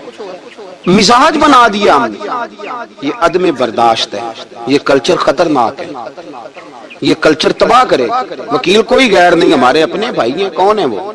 डॉक्टर कौन है? हमारे अपने। ये जो बच्चे यूनिवर्सिटी में लड़े कौन है? हमारे अपने। हम इनको काट के नहीं फेंक सकते, ये कोई दूसरे लोग नहीं, सबको जरूरत है एक दूसरे की। लेकिन खुदारा मेहरबानी करो, मुआशरे में बर्दाश्त का कल्चर पैदा करो, सुकून का कल्चर पैदा करो, सहना सीखो। सुनो एक बात करता हूं, अल्लाह करे कि मैं समझा सकूं। सारे फैसले खुद ना करो। अगर तुम्हें नजर आए ना कि आपके साथ कहीं नाइंसाफी भी हो रही है, तो सारी अदालतें दुनिया में नहीं लगनी, एक क़यामत में भी लगनी है। हाँ, इमाम हसन को जहर दे दिया गया तो इमाम हुसैन कहने लगे भाई बताओ किसने दिया है? फरमाया हुसैन, अगर वही वो नहीं जिस पर मुझे शक है तो मैं किसी आदमी का बिला वजह तुम्हें नाम क्यों बता दूं? कब फिर भाई आप इशारा तो नहीं बता दे? तो फरमाया हुसैन, अगर वही है ना जिस पर मुझे शक है तो फिर भी मैंने फैसला अपने रब पे छोड़ दिया। फरमाया मेरे रब से ज्यादा बेहतर फैसले करने वाला कोई मौजूद? कुछ फैसले अल्लाह पे छोड़ दो, आप यकीन करें आपको बड़ा ही मजा आएगा, आपको सुकून आएगा जिंदगी में। कुछ फैसले अल्लाह पे छोड़ो, बर्दाश्त का कल्चर प्रमोट करें इस वतन के अंदर। ये बड़ा प्यारा मुल्क है, इसमें बर्दाश्त का कल्चर पैदा करें। वकील को हर वक्त डॉक्टर की जरूरत, डॉक्टर को हर वक्त वकील की जरूरत है। हम एक दूसरे के बगैर देखे ना, मैंने आइन भी रखा हुआ है पाकिस्तान का, लेकिन इसके बावजूद कोई मसला बन जाए तो मैं किसी वकील साहब को फोन करता हूँ, मेरे दोस्त है, मैं पूछता हूँ कि यार ये मसला है, इसका क्या हाल है? हम मिलके रहते हैं मुआशरे में। बर्दाश्त के कल्चर को प्रमोट करें, प्यार करें, मोहब्बत बांटे। ये वतन है, इसको मिल के संवारेंगे तो इंशाअल्लाह ताला ये रसूलुल्लाह के दीन का किला बनेगा बड़ा मजबूत। इस पे इससे प्यार करें। मुस्बत गलत बात है तो उसको आप समझाएं, उस पर तबलीग करें, लेकिन ये न करें कि आप अदम बर्दाश्त का माहौल पैदा करें। हुजूर गौसे पाक रदी अल्लाह ताला अन्हु दीन का काम। एक बात اللہ والوں کے پاس لوگ دعاؤں کے لیے جاتے ہیں. کیوں جاتے ہیں؟ سنو. میرے ساتھ ایک شخص رہتا ہے، صبح سے شام تک میری ڈیوٹی کرتا ہے، نوکری کرتا ہے، خدمت کرتا ہے، گاڑی چلاتا ہے، یہ کرتا ہے وہ کرتا ہے. ایک صاحب ہیں جو 3 سال کے بعد ملتے ہیں. وہ جو 3 سال کے بعد ملتے ہیں وہ شکوہ کرتے ہیں کہ پیر صاحب اس کی بات زیادہ مانتے ہیں. تو پیر صاحب اب کدھر جائیں؟ یہ سارا دن پیر صاحب کی مانتا ہے. نہیں سمجھ آ رہی ہے آپ کو بات؟ یہ مزاج ہے نا جی. ایک بندہ سارا دن دنیا داری کرے، مال کمائے، پتہ نہیں جھوٹ بولے، بڑا کچھ کرے، اور ایک اللہ کا ولی جو اپنا بنائے کچھ نہ، سارا دن رسول اللہ کی باتیں کرے، سارا دن اللہ کے دین کی خدمت کرے. اور بھائی وہ جب ہاتھ اٹھاتا ہے نا تو پھر اللہ اس کی بات کو قبول کرتا ہے. کچھ میرے خاص ہیں، کچھ تیرے خاص ہیں، تو کچھ رب کے بھی خاص ہیں. اور اس پر بھی میں پہلے آیت پڑھ لوں گا تاکہ دلیل مضبوط ہو جائے. اللہ فرماتے ہیں واللہ یختص برحمتہ من یشاء. فرمایا میں نے کچھ بندوں کو اپنی رحمت سے اپنا خاص بنا لیا. کچھ بندے اللہ کے بس اللہ کی بارگاہ میں وہ دعائیں کرتے ہیں تو اللہ قبول فرما لیتا ہے. پتر اللہ ہی دیتا ہے، لیکن اللہ کا ولی دعا تو کر سکتا ہے نا. اللہ کا ولی، میری بات کی سمجھ آ رہی ہے؟ بیٹا کون دیتا ہے؟ اللہ. حضرت محدث اعظم رحمۃ اللہ علیہ کے پاس ایک شخص نے آ کے کہا جی ولی اللہ بیٹا دے سکتا ہے؟ آپ فرمانے لگے ولی اللہ اللہ سے ملا سکتا ہے؟ نہیں وہ تو ہے ہی ولی اللہ، تو اس نے ملا دینا ہے. تو فرمایا جو اللہ سے ملا دے بیٹا تو چھوٹی سی بات ہے. تو دیکھنا کہ جو اللہ تک تجھے لے گیا تو پھر پتر پیچھے رہ گیا. لیکن بیٹا دیتا کون ہے؟ بول کے بتائیں. بول کے. اللہ دیتا ہے. دعا کون کرتا ہے؟ اللہ کا ولی دعا کر دیتا ہے. بی بی آ گئی روتی ہوئی غوث پاک کے پاس، کہنے لگی 6 بیٹیاں ہیں. خاوند اور سسر کہتے ہیں کہ 7ویں بھی بیٹی ہوئی تو طلاق دے دیں گے. تھوڑا سا اگر بندہ مالدار بھی ہو تو پھر وہ ہمارا دماغ جہاں مرضی چلتا ہے نا. یہ جہالت آج بھی بہت ساری جگہوں پہ پائی جاتی ہے. تہذیب سکھاتی ہے جینے کا سلیقہ، تعلیم سے جاہل کی جہالت نہیں جاتی. تو رو پڑی. حضور غوث پاک رضی اللہ تعالیٰ عنہ نے بلایا اس کے شوہر کو بھی اور سسر کو بھی. فرمایا یہ دیکھ یہ تو اللہ کے کام ہے، جس کو چاہے بیٹیاں دے، جس کو چاہے بیٹے دے. تو جو نہیں مانتے حضور غوث پاک کی بھی نہیں مانتے. انہوں نے کہا جی نہیں دی، میں تو نکاح کروں گا. چلے گئے تو غوث پاک کی بارگاہ میں وہ بیٹی اور اس کا باپ اور اس کی ماں پھر آئے، کہنے لگے حضور مہربانی فرمائیں. پھر اللہ کے ولیوں کے پاس ایک قوت ہوتی ہے جس کا نام مصلی ہے. مصلی بہت بڑی طاقت، بہت بڑی. حضور نے فرمایا دعا صلاح المومن، فرمایا دعا مومن کا ہتھیار ہے. یہ مومن جب ہاتھ اٹھاتا ہے تو پھر عرش کا مالک دروازے کھول دیتا ہے کرم کے. حضور غوث پاک نے مصلی بچھا لیا اور رو پڑے. کہنے لگے مالک کریم اس بی بی کے دل میں کس نے بات ڈالی تھی کہ عبد القادر کے دروازے پہ جا؟ دیکھیں منانے کا انداز، منانا آتا ہے نا. اللہ کس نے اس کے دل میں بات ڈالی کہ عبد القادر کے دروازے جا؟ کس نے ڈالی؟ اور مالک اگر تو نہیں ڈالی تھی تو کیا تو اب اپنے عبد القادر کو رسوا کرے گا؟ اگر تو نہیں بھیجا ہے کہ ادھر جا تو اب تو رسوا کرے گا؟ حضور غوث پاک رضی اللہ تعالیٰ نے دعا مانگ کے چہرے پہ ہاتھ پھیرے، بچی کے سر پہ ہاتھ رکھا، فرمانے لگے پتر جا، مجھے امید ہے اللہ نے 6 بیٹیاں دی ہیں تو 7 بیٹے بھی عطا فرمائے گا. تو بی بی کہتی ہے پھر رب نے فضل فرمایا اور 7 ہی بیٹے عطا فرمائے. پھر 7 ہی بیٹے رب کریم نے دیے. تو جو اللہ کی مان تھا پھر اللہ بھی اس کی.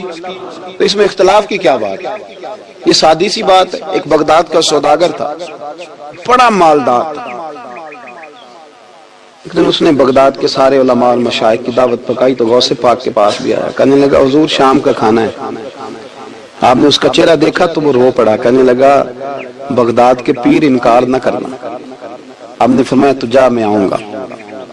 شاگرد مرید کہنے لگے حضرت جی آپ بڑی مشغولیت تھی شام کو. فرمایا اتنا بڑا آدمی جب رو پڑتا ہے تو لگتا ہے بڑا مجبور ہے، چلیں گے. شام کو جب اس کے دروازے پہ گئے تو کھانا بھی اس نے چنا تو ساتھ اس نے ایک ٹوکرا ایک صندوق بھی لا کے رکھا، اوپر سے خالی. جب غوث پاک نے اٹھ کے دیکھا تو اندر اس سوداگر کا بیٹا، اس تاجر کا بیٹا، دونوں ٹانگوں سے معذور، دونوں ہاتھوں سے معذور، ایک ہی بیٹا اپاہج ہے. وہ تاجر رو پڑا. کہنے لگا حضور بڑی دنیا جانتی ہے بڑا مال ہے، اور جب تنہا بیٹھتا ہوں تو کھول کے روتا ہوں. وہ بے نیاز ہے نا, ساری زندگی کے بعد ایک بیٹا دیا تو وہ بھی اپاہج ہے. حضور بال سفید ہو گئے, لوگوں کی اولاد بڑھاپے کا سہارا بنتی ہے. میں بوڑھے وقت میں اس کو اٹھا کے پیشاب پخانے کے لیے لے کے جاتا ہوں. بغداد کے عبد القادر سنا ہے جب تو دعا مانگتا ہے تو رب قبول فرما لیتا ہے. تو مہربانی فرما, اگر میرا پتر ٹھیک ہو جائے, میرا زور کوئی نہیں, مالک بے نیاز ہی بڑا ہے, اگر مہربانی ہو جائے. تو غوث پاک نے پھر مصلی بچھایا, مصلی بچھا کے کہنے لگے مالک تو اپنے بندوں کے دل میری طرف کیوں موڑتا ہے, اور اگر موڑتا ہے تو پھر رحمت کی نظر فرما, بندہ نوازی فرما. ایک باپ اتنے رو رو کے آنسو بہا رہا ہے تو کرم نوازی فرما. حضور غوث پاک نے ابھی چہرے پر ہاتھ نہیں پھیرے کہ بچہ اللہ اکبر کہتا ہوا صندوق سے باہر نکل آیا. اللہ تبارک و تعالیٰ نے نا ہمارے محبوب کریم علیہ السلام کو دنیا میں بھیجا تو فرمایا یا ایھا الناس قد جاءکم برہان من ربکم, اے لوگوں تمہارے پاس تمہارے رب کی دلیل آ گئی. اللہ تبارک و تعالیٰ نے محبوب پاک علیہ السلام کو سراپا دلیل بنا کے بھیجا. باقی انبیاء کرام علیہم السلام کے پاس بھی اپنی نبوت کے دلائل کے طور پر بے شمار معجزات تھے, اور حضور کریم علیہ السلام کے تو پورے وجود کو ہی اللہ نے معجزہ بنائے. اور نبی پاک صلی اللہ تعالیٰ علیہ وآلہ وسلم کی نبوت کی دلیلیں, حضور کے رسالت کے مستحکم دلائل جگہ جگہ آپ کو ملیں گے. سب سے پہلی چیز تو یہ سمجھنے والی ہے کہ نبی پاک علیہ السلام نے جس چیز کو سب سے پہلے اپنی نبوت کی دلیل کے طور پر بیان فرمایا وہ حضور کا کردار ہے, سیرت ہے, عمل ہے, حضور کا لوگوں کے ساتھ رویہ ہے. نبی پاک علیہ السلام کی تبلیغ کے 3 دور ہیں. ایک تو حضور نے اپنے قول سے تبلیغ فرمائی, وہ 40 سال کی عمر سے محبوب نے اعلان فرمایا اور تبلیغ کی. اور ایک نبی پاک صلی اللہ تعالیٰ علیہ وسلم بالواسطہ حضور کی تبلیغ ہے جو آج تک جاری ہے. امت کے علماء, مشائخ, مبلغین حضور کے دین کو آگے پھیلا رہے ہیں, تو دراصل یہ بھی تبلیغ رسول پاک علیہ السلام ہی کی تبلیغ. اور ایک حضور کی تبلیغ کا دور ہے حضور کی پیدائش سے لے کر ولادت مبارکہ سے لے کر حضور علیہ السلام کے اعلان نبوت تک. اس دوران نبی پاک نے جو تبلیغ فرمائی ہے وہ اپنے کردار سے فرمائی. عرب کا وہ معاشرہ جو بڑا میلا کچیلا گدلا ہو چکا تھا, جس کے اندر سراسر مادہ پرستی کا زور تھا, جس کے اندر لوگ انسانوں کی خرید و فروخت کرتے تھے, جس کے اندر بیٹیوں کو زندہ دفن کر دیتے تھے, جس کے اندر جو آدمی جتنا زیادہ مضبوط ہوتا تھا اتنا زیادہ لٹیرا بن جاتا تھا, اس معاشرے کے اندر رسول کریم علیہ السلام نے 40 سال گزارے. اور اس طرح گزارے کہ جو بیگانے بھی تھے وہ بھی کہا کرتے تھے یہ صادق ہے, یہ امین ہے. اور جب حضور نے اعلان نبوت کیا تو فرمایا, یہ قرآن مجید کے لفظ ہیں, فرمایا فَقَدْ لَبِثْتُ فِيكُمْ عُمَرًا مِّن قَبْلِهِ أَفَلَا تَعْقِلُونَ, میں تمہارے بیچ عمر کا ایک حصہ گزار چکا ہوں, تمہیں عقل نہیں ہے, شعور نہیں ہے. نبی کریم علیہ السلام نے اپنے کردار کو, اپنے عمل کو اپنی نبوت کی دلیل کے طور پر بیان فرمایا. وہ تو حضرت حلیمہ بھی فرماتی ہے نا, جب میں نبی کریم علیہ السلام کو اپنے گھر لے گئی تو میرا اپنا بچہ بھی دودھ پیتا تھا, 2 میرے بیٹے ہو گئے, ایک میری یہ نسبی اولاد اور حضور میری رضائی اولاد. تو کہتی ہے جب میں کریم محبوب علیہ السلام کو اپنے سینے سے لگاتی تھی تو حضور میرے ایک پستان سے دودھ پیتے تھے اور دوسرا اپنے بھائی کے لیے چھوڑ دیا کرتے. یہاں سے رسول کریم علیہ السلام نے کردار کے ذریعے تبلیغ اور پھر اعلان نبوت سے پہلے ایک تنظیم عرب کے جوانوں پر, عرب کے سرداروں پر مشتمل بنائی گئی, جس میں نبی کریم علیہ السلام نے بڑا حصہ لیا سرکار نے, اور بڑے اہم لوگوں کو شعور حضور نے عطا فرمائے. وہ اس جماعت کا فیصلہ تھا کہ ہم سارے جوان, سارے بڑے لوگ ملیں گے. یہ حضور کے اعلان نبوت سے پہلے کی بات ہے. ہم بڑے لوگ ملیں گے, کسی بڑے کو کسی چھوٹے پر ظلم نہیں کرنے دیں گے, کسی آدمی کو کسی غریب کا حق نہیں کھانے دیں گے. حضور علیہ السلام نے نا اپنی کردار سے, اپنے عمل سے, اور آپ کا جو عمل ہوتا ہے نا وہ اصل ہوتا ہے. ایک ہوتا ہے آپ کوئی بات کرتے ہیں اور ایک ہوتا ہے کہ آپ کوئی عمل کرتے ہیں. آپ جب عمل کرتے ہیں تو عمل کے ذریعے بھی لوگوں تک بات پہنچتی ہے کہ دراصل آپ کا اٹھنا بیٹھنا چلنا پھرنا کیا ہے. میرے رسول کریم علیہ السلام کا اٹھنا بھی ایک نبی کا, بیٹھنا بھی ایک نبی کا, بات کرنا بھی ایک نبی کا, معاملات زندگی کرنا بھی ایک نبی کا, لین دین کرنا بھی ایک نبی کا. ایک شخص کہتے ہیں میں نے اعلان نبوت سے پہلے حضور علیہ السلام سے کوئی چیز خریدی تھی اور میں نے عرض کیا تو آپ یہاں تشریف رکھے, میں پیسے لے کے آتا ہوں. میں 3 دن کے بعد آیا, देखो ये बात करनी कितनी आसान है, बोलनी कितनी आसान है, पर 3 दिन यहाँ मेरे भाई को किसी शख्स को 2 घंटे इंतजार करना पड़ जाए तो लोग कहते हैं अल इंतजार व शद्दु मिनल कत्ल, ये तो कत्ल से ज्यादा तकलीफ वाला मामला है, मुंतजिर रहना किसी का।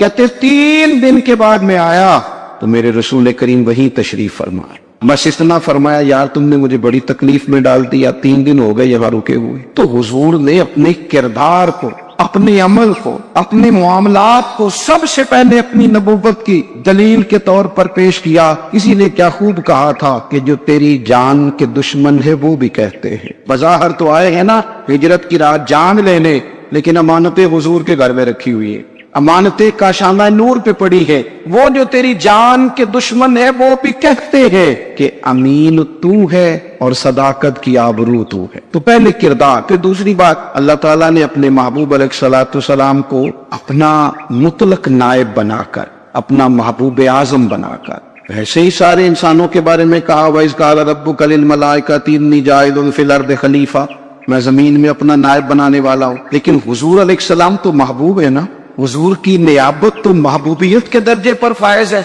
तो रसूल पाक को रब करीम ने इस तरह का बना के भेजा कि हजरत अब्दुल्ला इब्न रवाहा रदियल्लाहु ताला अन्हु बयान फरमाते हैं कि अगर हुजूर कोई मौजज़ा न भी दिखाते, नबी करीम अलैहिस्सलाम से कोई एजाज लोग न भी देखते, तो महबूब का तो चेहरा ही इस तरह का था, लोगों ने देखते जाना था और कलमा पढ़ते जाना था। लेकिन बावजूद इसके मेरे रसूल पाक का एजाज ये है, कमाल ये है कि हुजूर कभी इशारा कर दे तो चांद 2 टुकड़े हो जाए, कभी दुआ मांग दें तो डूबा हुआ सूरज वापस आ जाए, कभी महबूब गुजरने लगे तो पत्थर आप पर सलाम पड़े, कभी हुजूर पहाड़ पर चढ़ जाए तो पहाड़ वज्द में आकर झूमने लगे, महबूब का कभी नमाज पढ़ाते इरादा बन जाए तो अल्लाह ताला किबले का रुख ही तब्दील फरमा दे। क्या खूबसूरत सोच है और क्या नजरिया देते हैं बरेली के इमाम। फरमाते इजाबत का जोड़ा, इनायत का सेहरा, दुल्हन बन के निकली दुआए मोहम्मद, और इजाबत में झुक कर गले से लगाया, बड़ी नाज से जब दुआए मोहम्मद। देखो खुदा की रजा चाहते हैं दो आलम, खुदा चाहता है रजाए मोहम्मद सल्लल्लाहु ताला अलैहि वसल्लम। और एक मकाम पे फरमाते हैं नाइबे दस्ते कुदरत पे लाखों सलाम, नाइबे दस्ते कुदरत पे लाखों सलाम। तो अल्लाह ताला ने नबी पाक सल्लल्लाहु अलैहि वसल्लम को जो एजाज। फिर एक और बात, हुजूर उम्मी है, दुनिया में आकर महबूब ने किसी से पढ़ा ही नहीं। मेरे महबूब ने जितना पढ़ा है रब करीम से ही पढ़ा है। अर्रहमान वल्लमल कुरान खलकल इंसान, रहमान ने कुरान सिखाया फिर इंसान बनाया। अल्लाह तबारक व तआला की बारगाह करम से हुजूर ने लिया।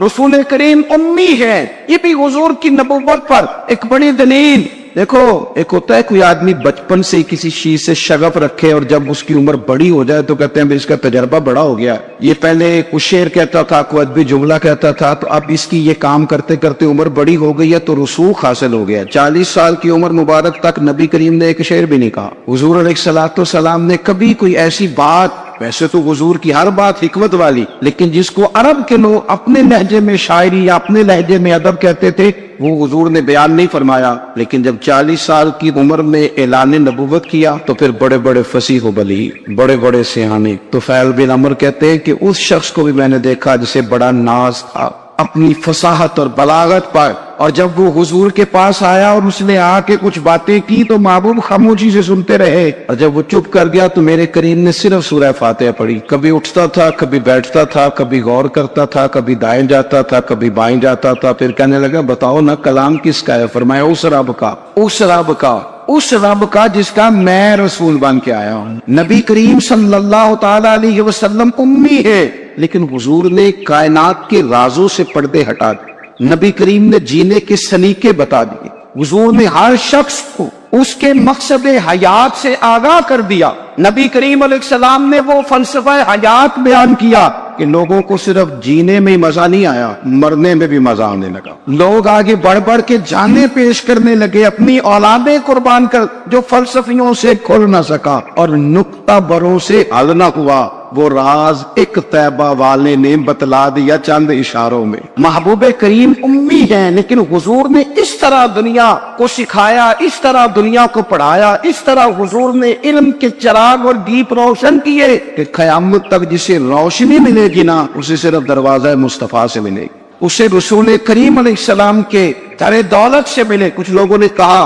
कि अपने पास से आयात बना के लाते। अपने घर में बैठ के दावे कर लेना तो कोई मुश्किल काम नहीं ना होता, सारे लोग ही कर लेते। बल्कि वो हमारे एक बुजुर्ग कहा करते थे, ख्याली पुलाव पकाइए कि वो कदे भी काट न पाइए, क्योंकि कौन सा पैसों का डालना है, वो ज्यादा डाले हम और ज्यादा डाले। बहुत सारे लोग हैं आज भी, कुछ लिबरल है बेचारे, कुछ दीन बेजार तबका है, तो वो कहते हैं जनाब हमें तो जदीद बातें बताएं, हमें तो नए उसलूब के मुताबिक लेके चले, हमें तो ओ भाई सुन, मेरे नबी पाक अलैहिस्सलाम ने फरमाया मेरा कुरान कभी पुराना नहीं हो, इसे पढ़ के देख, इसकी जिद्दत का हुस्न देख, ये तो खिला हुआ बाग है, तो एक दफा इसके करीब आएगा तो खुशबू मिलेगी, दूसरी दफा आएगा तो उससे ज्यादा ताजी मिलेगी, एक दफा फल खाएगा तो मजेदार होगा, दूसरा खाएगा हो सकता है शक्ल मिलती जुलती हो लेकिन जायका बड़ा निराला होगा। तो आ तो सही ना। जब कुछ लोगों ने कहा ये खुद से बना के आयात लाते हैं, तो फरमाया भाई कुन तुम फी रही बिन मिम्मा नज़्ज़लना अला अब्दिना फातू बिसूरतिन, अगर तुम्हें कोई शक है इसमें जो हमने अपने बंदा खास में नाजिल किया है, तो तुम भी इस जैसी एक आयत बना के लाओ। और चलो चैलेंज खुला दे दिया, फरमा वदउ शुहदाअकुम मिन दुनिल्लाह, अल्लाह और अल्लाह वालों को छोड़ दो, तफसीरी तर्जुमा अर्ज कर रहा हूँ, यानी सहाबा को छोड़ दो, हुजूर के मानने वालों को छोड़ दो, बाकी सारी दुनिया के काफिर इकट्ठे हो जाओ, एक आयत बस कुरान जैसी लेके आओ, एक आयत लेके आओ, इनको तुम सादिकीन, अगर तुम सच्चे हो। जवानों सुनो, कहा एक आयत, और ये चैलेंज आज तक कुरान मजीद का मौजूद है, आज तक। वइन कुंतुम फी रैबिन मिम्मा नज़्ज़लना अला अब्दिना फातू बिसूरतिन मिन मिस्ली, तुम कुरान के मुकाबले की एक सूरत लेके आओ और सारे हिमायती इकट्ठे कर लो अपने। इन कुंतुम सादिकीन, अगर तुम सच्चे हो। जवाब तो उधर से आना था ना, लेकिन कायनात के रब ने जवाब भी खुद दिया, फरमाया फ़इन लम तफ़अलू वलन तफ़अलू, अगर तुम ना ला सके, और फरमाया तुम ला सकते भी नहीं, न खंजर उठेगा न तलवार तुमसे, ये बाजू मेरे आजमाए हुए, वलन तफ़अलू, तुम ला भी नहीं सकते,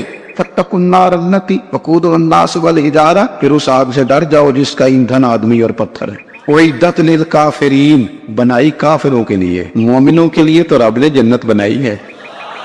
उइद्दत लिल काफिरीन, ये दोज़ख अल्लाह ने किनके लिए बनाई है? उइद्दत लिल काफिरीन, कहते काफिर के लिए बनाया। तो अल्लाह तबारक व तआला ने मेरे रसूल पाक सल्लल्लाहु तआला अलैहि वसल्लम को वो किताब अता फरमाई, और फिर हुजूर की फसाहत, बलागत, मारिफत। देखो, एक होता है घंटों बातें करना, एक होता है कई कई वालियम पर मुश्तमिल, कई कई जिल्दों पर मुश्तमिल कुतुब का लिखना, और एक होता है किसी बंदे का एक बात करना और सामने वाले की तबीयत को इतना जगा देना कि अगली बात फौरन ही उसकी समझ में आ जाए। और हुजूर ना किसी की अना को नहीं जगाते। हम बाज़-औक़ात किसी से खिताब करते हैं, बात करते हैं, तो सामने वाले की अना को जगा देते हैं, ठेस पहुंचाते हैं, वो कहता चल फिर तगड़ा हो जा, मैं भी आया। हुजूर अना नहीं जगाते थे, मेरे नबी पाक ज़मीर जगाते थे, ताकि वो शख्स फैज हासिल कर सके, उसे कुछ मिले।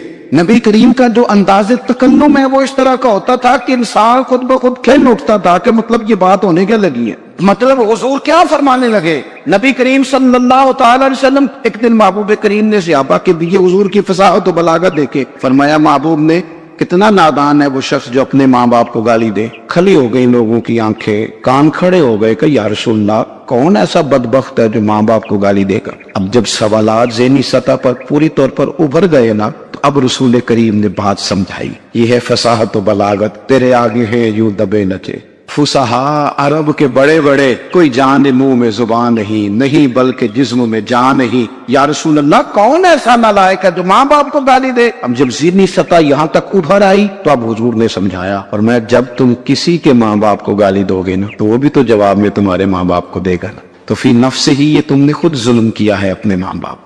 क्यों तुमने ऐसा लहजा इख्तियार किया कि जिससे सामने वाले की अना जाग जाए और वो तुम्हारे मुकाबले में आकर के खड़ा हो जाए। क्यों तुमने इस तरह के अंदाज इख्तियार किए कि जिससे सामने वाला भी सारे पंजे खड़े करके बाहर निकल आए और आ जाओ फिर मैं भी मैदान में हाजिर हूँ। रसूल करीम की फसाहत, बलागत देखे ना, हुजूर दो चार जुमलों में सारी बात समझा जाते। एक हदीस पाक अगर हमारी समझ में आ जाए, एक रवायत, नबी पाक सल्लल्लाहु तआला अलैहि वसल्लम ने फरमाया, खूबसूरत मुसलमान वो है जो बेमकसद बातों को छोड़ दे। लो, इससे पूरी जिंदगी सजाई जा सकती है एक जुमले से। कोई लंबी चौड़ी बातों में जाने की जरूरत नहीं। कहा खूबसूरत मुसलमान ये है जो बेमकसद बातों को छोड़ दे, ना यानी बातों को کیا کہتے ہیں ہمارے دیہات کے لوگ جڑے پنڈ جانا نہیں وہ راہ پوچھنے دی، لیکن آج کل لوگ باز آندے یعنی جس بات کا بالکل تعلق نہیں نا وہ بات بھی کرتے جاتے ہیں، جس کا شعبہ ہی نہیں وہ بھی چھلانگ لگا لگا کے اس میں آ جاتا ہے۔ ہم اپنا وقت ضائع کرتے ہیں، اپنی صلاحیتیں ضائع کرتے ہیں، اپنا نقصان کرتے ہیں، ہم اپنا کام صحیح کر کے نہیں کرتے اور دوسری ساری دنیا کو ٹھیک کرنا چاہتے ہیں۔ او بھائی آپ جس جگہ جس شعبے سے تعلق رکھتے ہیں آپ اپنے معاملات میں مضبوطی پیدا کریں۔ حضور نے اپنی فصاحت کے ساتھ بلاغت کے ساتھ لوگوں کو قائل کیا، اور قرآن مجید کی تاثیر کا یہ اثر میرے کریم رسول نے دکھایا کہ رات کو جب حضور بیٹھ کے قرآن پاک پڑھتے تھے نا، جب یاسین والے نبی خود یاسین کی تلاوت کریں، جب طٰہٰ والے محبوب خود طٰہٰ کی تلاوت کریں، غور کرو نا جب مدثر والے محبوب خود ان جملوں کو ادا کریں، یعنی جن کے بارے میں آیت آئی ہے جب وہی یہ آیت پڑھیں کہ انا اعطیناک الکوثر، یعنی جن کا ذکر ہو رہا ہے جب وہ یہ بات کریں کہ یا ایھا النبی انا ارسلناک شاہدا ومبشرا ونذیرا لتؤمنوا باللہ ورسولہ وتعزروہ وتوقروہ وتسبحوہ بکرۃ واصیلا، جن کے بارے میں آیت آئی ہے جب وہ یہ کہہ رہے ہوں کہ ورفعنا لک ذکرک، جب وہ کہہ رہے ہوں والضحیٰ واللیل اذا سجا، ذرا اس کیفیت کو دیکھیں جب محبوب خود پڑھ رہے ہیں، اور جو حضور پر آئی ہے اس کا ذائقہ، اس کا لطف، اس کا انداز بھلا کیا ہوگا۔ حضور جب رات کو پڑھتے تھے نا قرآن پاک تو جو پکے کافر تھے نا ابو جہل جیسے لوگ وہ بھی جھاڑیوں میں چھپ چھپ کے مدینے والے کی تلاوت سنا کرتے، حضور کی تلاوت سنا کرتے تھے۔ یہی بہتر ہے کہ پردوں میں وہ پردہ پوش رہے، وہ اگر پردے ہٹا دے تو کسے ہوش رہے۔ رسول کریم علیہ السلام کی تلاوت کا سننا، قریب جانا، یہ اعجاز ہے۔ حضرت فاروق اعظم کہتے ہیں میں طبیعت کا بڑا ڈاڈا تھا، مزاج کا بڑا سخت تھا، زندگی ہمیشہ ڈٹ کر گزاری، باتوں پر کھڑا رہنا آتا تھا، اور جب میری بہن نے مجھے چند آیتیں سنائی نا تو میں تڑپ ہی گیا۔ کرو آیا سمار مقامنے نو ان مینو مار دے لے چلو، اوے متے عمر دی عمر برباد ہو جائے جتھے عمر سوار دے لے چلو۔ یہ اعجاز ہے رسول کریم صلی اللہ تعالی علیہ وسلم پر نازل ہونے والی کتاب کا۔ پھر حضور نے خبریں دی، نبی پاک نے خبریں دی، حضور نے فرمایا روم فتح ہوگا، وہ ہوا۔ نبی کریم علیہ السلام نے فرمایا شام فتح ہوگا، تو شام فتح ہوا۔ فرمایا ایران فتح ہوگا، تو ایران فتح ہوا۔ سراقہ بن مالک کہتے ایک گاؤں پر بھی مسلمانوں کی حکومت نہیں تھی، ایک گاؤں پر حضور مکہ مکرمہ سے نکل رہے تھے، مدینہ طیبہ تشریف لے جا رہے تھے، ابھی راستے میں تھے، میں 100 سرخ اونٹوں کے لالچ میں معاذ اللہ حضور کو گرفتار کرنے پہنچ گیا۔ محبوب نے حکم دیا، حضور کا معجزہ میں نے آنکھوں سے دیکھا، میرا گھوڑا زمین میں دھستا چلا گیا، میں نے معافی مانگی، حضور نے معاف کر دیا۔ میں نے سمجھا اچانک ہو گیا ہے، یہ منوانا بھی بڑا مشکل کام ہے۔ شجر و حجر پہچان گئے، انسان کی نظروں میں شاکی رہا۔ یہ کچھ ایسے لوگ ہیں جن کو منوانا توبہ توبہ، ماننے کو تیار نہیں، دیکھ دیکھ کے بھی ماننے کو تیار ہے نہیں، ماننے کو تیار ہے نہیں۔ کہتے ہیں کہ میں نے پھر چاہا آگے بڑھنا تو پھر زمین کے اندر میرے گھوڑے کے پیر دھنسنے لگے، پھر معافی مانگی۔ کریم تیرے معاف کرنے کی ادا پہ بھی قربان جائے۔ یہ نہیں فرمایا کہ تو بار بار یوں ہی کرتا ہے، فرمایا معافی مانگتا ہے جا، میں نے معاف کیا۔ کہتے ہیں 3 دفعہ میں آگے بڑھا، 3 دفعہ حضور نے معاف کیا تو مسکرا کے فرمانے لگے تو یہاں مجھے گرفتار کرنے آیا ہے، وہ کیسر روم کا علاقہ فتح ہوگا، وہ کنگن جو پہنتا ہے نا ہاتھوں میں، بادشاہ کے کنگن معروف ہیں، وہ تیرے ہاتھوں میں آئیں گے۔ اللہ کرے آپ سمجھے، یہ جو لوگ ڈری ڈری سہمی اور ہمارے بچے مایوسی کی معاذ اللہ باتیں کرتے ہیں، وہ دیکھیں حضور کس طرح کی گفتگو فرماتے ہیں۔ ابھی ایک گاؤں پر بھی اسلام کی حکومت نہیں، لیکن حضور کا خبر دینے کا انداز، کریم فرمانے لگے وہ کیسر روم کے جو کنگن ہوں گے وہ تیرے ہاتھوں میں آئیں گے۔ جناب سراقہ بن مالک فرماتے ہیں کہ میں مسلمان ہو گیا، حضور کا وصال ہو گیا، کنگن نہیں آئے۔ حضرت ابوبکر صدیق کا وصال ظاہری ہو گیا، کنگن نہیں آئے۔ جناب عمر کا دور آ گیا، سراقہ بوڑھے ہو گئے۔ کوئی بندہ پوچھتا نا کہ اب تو عمر ڈھل گئی ہے، زندگی کا پتہ نہیں، کہنے لگے نہیں میں نہیں جاتا، جب تک کنگن نہیں آتے اسرائیل کوئی نہیں آئیں گے، کیونکہ ساڈے نبی دی زبان ساڈے واسطے قرآن، جو دن کو کہہ دیا دن ہے تو دن نکل آیا، جو شب کو کہہ دیا شب ہے تو رات وہ کہہ رہی، اور خدا نے ان کی زبان کو وہ اختیار دیا جو نکلی منہ سے ان کے وہ بات وہ کہہ رہی۔ فاضل برینوی کا تو انداز ہی پر انوکھا ہے نا، وہ تو کہتے ہیں وہ زبان جس کو سب کن کی کنجی کہے، جس کو سب کن کی کنجی کہے، اس کی نافذ حکومت پہ لاکھوں سلام۔ کہنے لگے نہیں آتے حضرت اسرائیل، فکر نہ کرو، بوڑھے ہو گئے تھے، نکلنے گھر سے بند کر دیا تھا، حضرت عمر کا دور تھا، کنگن آ گئے۔ حضرت فاروق اعظم نے ان کے پوتوں سے، نواسوں سے، بچوں سے کہا جاؤ بلا کے لاؤ، کہا دادا جان بوڑھے ہیں، فرمایا تم کان میں کہہ دینا کنگن آ گئے، پھر تم دیکھنا تو صحیح کر۔ حضرت سراقہ آئے، حضور نے جو خبریں دی، نبی پاک علیہ الصلوۃ والسلام نے جو گزشتہ قوموں کے احوال بیان کیے، اور پھر میرے نبی پاک علیہ الصلوۃ والسلام نا دنیا میں عزتیں دینے آئے۔ یہ مزاج ہمیں کم کرنا چاہیے، یہ جو ہم ساری زندگی اس کام میں لگا دیتے نا کسی کو نیچا کیسے دکھانا ہے، یہ انداز حضور نے نہیں ہمیں دیا۔ اب دیکھو حضور تشریف لائے تو ہمیں پتہ چلا کہ حضرت یوسف جیسا سونا کوئی نہیں، حضور تشریف لائے تو ہمیں پتہ چلا کہ حضرت داؤد جیسی خوبصورت آواز کسی کی نہیں، حضور تشریف لائے تو ہمیں پتہ چلا کہ جناب عیسیٰ علیہ السلام کا فقر اختیاری کس طرح کا تھا، محبوب لال کس طرح کا تھا۔ یہ تو حضور آئے تو نبی پاک علیہ السلام نے اس کی بھی عظمت بیان کی، اس کی بھی شان بیان کی۔ حضور نے بتایا کہ ابو بکر صدیق کی شان کیا ہے، فاروق اعظم کا مرتبہ کیا ہے، عثمان غنی کی حیا کیا ہے، مولا علی کی شجاعت کیا ہے، اہل بیت نبوت کی عظمت کیا ہے۔ حضور آئے عزتیں دینے، ماں کو عزت دی مدینے والے رسول، کہا جس کا باپ راضی ہو گیا اس کا رب راضی ہو گیا۔ فرمایا جو 2 بیٹیاں 3 بیٹیاں 4 بیٹی بہنیں یا ایک بیٹی یا بہن بیاہ کے آ گیا نا، اس طرح میری 2 انگلیاں جڑی ہوئی ہے، میرے ساتھ جڑ کے جنت میں جائے گا۔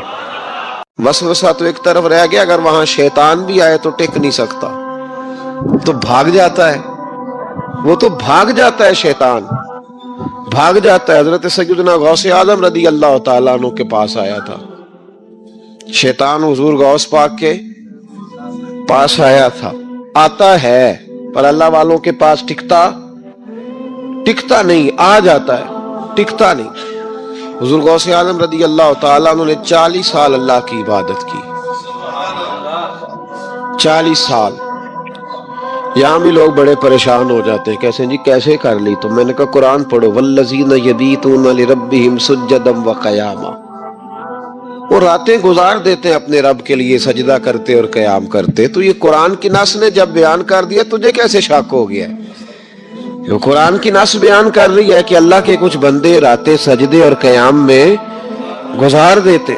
حضور غوث اعظم نے 40 سال عشاء کے وضو سے فجر کی نماز ادا فرمائی۔ تو ایک دن آسمان پہ نا ایک چھوٹا سا بادل کا ٹکڑا آیا، معاذ اللہ ثم معاذ اللہ، وہ کہنے لگا عبد القادر میں تیرا رب ہوں۔ اس کے اندر سے آواز آئی میں تیرا رب ہوں، تو نے بڑی عبادت کر لی، اب تو بے شک پڑھ بے شک نہ پڑھ۔ کئی ملنگوں کو معاف نہیں ہو گئی معاذ اللہ کہ بے شک پڑھ بے شک نہ پڑھ، عام اجازت ہے۔ تو حضور غوث اعظم رضی اللہ تعالیٰ عنہ فرمانے لگے اعوذ باللہ من الشیطان الرجیم۔ جب آپ نے یہ پڑھا تو وہ سامنے آ کے کھڑا ہو گیا، کہنے لگا عبد القادر آپ کو کیسے پتا چلا کہ میں شیطان ہوں؟ تو آپ فرمانے لگے پاگل، مجھے کیسے پتہ نہ چلتا؟ جس رب نے اپنے پیارے حبیب علیہ السلام کو نماز معاف نہیں کی، اس نے عبد القادر کو کیسے معاف کر دی؟ جب حضور کے لیے یہ حکم نہیں آیا کہ محبوب چاہے پڑھو چاہے نہ پڑھو، وہاں تو حکم آیا کہ محبوب تہجد بھی پڑھو، وَمِنَ اللَّيْلِ فَتَہَجَّدْ بِهِ نَافِلَةً لَكَ، نفع دے گی آپ کو، تہجد بھی پڑھے۔ تو ان کے لیے جب یہ حکم نہیں تو میرے لیے کیسے آ گیا؟ اب شیطان تھا نا، تو اس نے پھر ایک اور چال چلی، یہ باز نہیں آتا، ہم باز آ جاتے ہیں کئی دفعہ، اس کے پیچھے پیچھے چلنے لگ جاتے ہیں، لڑ کے تھک جاتے ہیں، وہ نہیں تھکتا، وہ نئی سے نئی چال، نئی سے نئی چال، اس کا نیا سے نیا روپ، من الجنت والناس، جنوں میں سے بھی اور اس کے نئے سے نئے روپ ہوتے ہیں۔ اس نے ایک نیا روپ دھار لیا، کہنے لگا عبد القادر 300 ولی میں نے اسی طرح گمراہ کیے، آپ چونکہ عالم تھے تو آپ کے علم نے آپ کو بچا لیا۔ تو غوث اعظم فرمانے لگے نئے روپ سے آئے ہو؟ کہنے لگا 300 میں نے گمراہ کیے، یہ تو آپ عالم تھے تو بچ گئے، آپ جانتے تھے تو بچ گئے، میں نے 300 گمراہ کیے۔ تو حضور غوث اعظم فرمانے لگے پھر گمراہ کرنے لگے ہو نیا روپ دار کے. مجھے میرے علم نے نہیں بچایا, مجھے اللہ کے فضل نے بچایا ہے. کئی عالم بھی تو گمراہ ہو جاتے ہیں نا. مجھے میرے علم نے نہیں بچایا, مجھے میرے اللہ کے فضل نے بچایا ہے. میرے بھائی, میرے عزیز طریقت کے مسافروں, یاد رکھو, سمجھ لو اس بات کو کہ وسوسہ آتا ہے. وسوسہ, دو قسم کے مہمان آتے ہیں. دو قسم کے مہمان.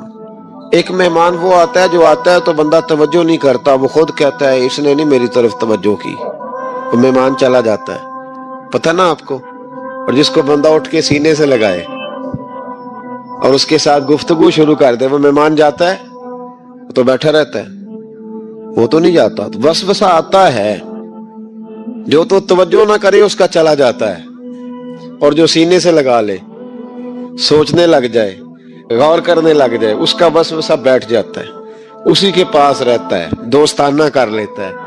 کئی دفعہ تو بالکل مکان ہی ساتھ بنا لیتا ہے, ہر وقت کوئی نہ کوئی بات کان میں, ہر وقت کوئی نہ کوئی بات کان میں. کیوں وسوسہ آتا ہے؟ تجھے کیسے آ گیا؟ جس کا یقین کامل ہو اسے وسوسہ کیسے آئے؟ جس کی توجہ سیدھی ہو اسے وسوسہ نہ چھڑ یار دا بوہا, نہیں تے ہو جاویں گا روگی. جیڑی بکری اجڑوں وچھڑی او بگیاڑا جوگی. یہ تو بھئی تو اگر اندر رہتا, صحبت کے اندر رہتا, چھتری کے نیچے رہتا, تو پھر وسوسہ تجھے کیسے وسوسہ کس طرح تیرے پاس آیا؟ وسوسہ اس کے پاس آتا ہے جو وسوسے کی جانب توجہ کرتا ہے. بہت زیادہ لوگوں کو بدگمانی ہونے لگی ہے, بہت زیادہ وسوسے آنے لگے ہیں, بہت زیادہ خیال ہونے لگا ہے, بہت زیادہ توجہ ہونے لگی ہے. بڑی لوگوں کا معیار اس طرف جائیں, ہر چوتھا آدمی آ کے کہتا ہے برے خیالات آتے ہیں. کیوں بھائی برے خیالات آتے ہیں؟ کیسے آ گئے؟ ہمارا تو دل ہی ایک ہے, اور دل میں یار بھی ایک ہے, دوسرے کے لیے جگہ ہی کوئی نہیں, تو وسوسہ کیسے آئے گا؟ ہم تو اس کے دیدار سے آج تک فارغ نہیں ہوئے, تو غیر کی طرف دیکھ کیسے لیا؟ یہ کیسے ہو گیا؟ ممکن کیسے ہوا؟ اپنے آپ کو سمیٹے, ان وسوسوں سے اپنے آپ کو بچائیں, ان پر قطعی طور پر کوئی توجہ نہ دے. اور اگر کبھی آ بھی جائے تو میں نے کہا کہ اس کو سینے سے لگانے کی ضرورت, اس کو جھٹک دیں, بات ختم ہو گئی. آ جاتا ہے وسوسہ, بڑوں کو آ جاتا ہے, وسوسے آیا کرتے ہیں, آیا ضرور کرتے ہیں. لیکن جو لوگ قابل ہوتے ہیں, جن کا ایمان مضبوط ہوتا ہے, جن کا تیقن مضبوط ہوتا ہے, ان لوگوں کے پاس وسوسے ہمیشہ رہتے نہیں. ایک اہم بات اصلاح کی جو سمجھنی بڑی ضروری ہے, آپ کے لیے بڑی ضروری ہے. آپ نے یہ غور کرنا ہے کہ وسوسہ آتا کہاں سے ہے. کوئی نہیں سمجھ آئی آپ کو میری بات کی؟ نہیں آئی ہوتی تو آپ بڑی دور پہنچ چکے ہوتے. سردی بڑی زیادہ تھی کمرے میں, تو کہیں سے ہوا آ رہی تھی ٹھنڈی, تو اب ٹھنڈ بڑی لگ رہی تھی, تو بندے نے فوراً اٹھ کے بھلا کیا کرنا ہوتا ہے؟ نہیں, وہ پتہ نہیں کتوں آ رہی, باری دی تو ابھی گالی ہے نا جی. اگر تو کھڑکی سے آ رہی ہے تو کس کو بند کریں گے, اور اگر دروازے سے آ رہی ہے تو جی, اور اگر چھوٹے بچے نے پنکھا چلا دیا تو جی, چل پنکھا رہا ہے, بندہ سارا دن دروازہ بند کرتا رہے. سمجھنا ہے آپ نے بات کو. آپ نے اس دروازے کو بند کرنا ہے جہاں سے وسوسہ. حضور غوث پاک کو اللہ نے بڑا اعزاز دیا, بڑی کرامات دی. آپ فرمایا کرتے تھے میں نے 40 سال اپنے رب کو راضی کیا ہے مصلی پہ بیٹھ کے. تو میرے مالک نے پھر پوچھا ہے کہ عبد القادر کچھ مانگ لے, کوئی بات کر لے, تو سیدنا غوث اعظم رضی اللہ تعالیٰ عنہ فرماتے ہیں کہ میں نے پھر اپنے رب کریم کی بارگاہ میں عرض کیا, مالک جو قیامت تک مجھ سے محبت کرے, فضل کرنا اسے بغیر توبہ کے موت نہ دینا. تو میرے رب نے میری اس دعا کو شرف قبولیت عطا فرمایا کہ جو مجھ سے پیار کرے گا, میرا نام لے گا, وہ بغیر توبہ کے نہیں مرے گا. جنات بھی آپ کی بارگاہ میں حاضر ہوتے.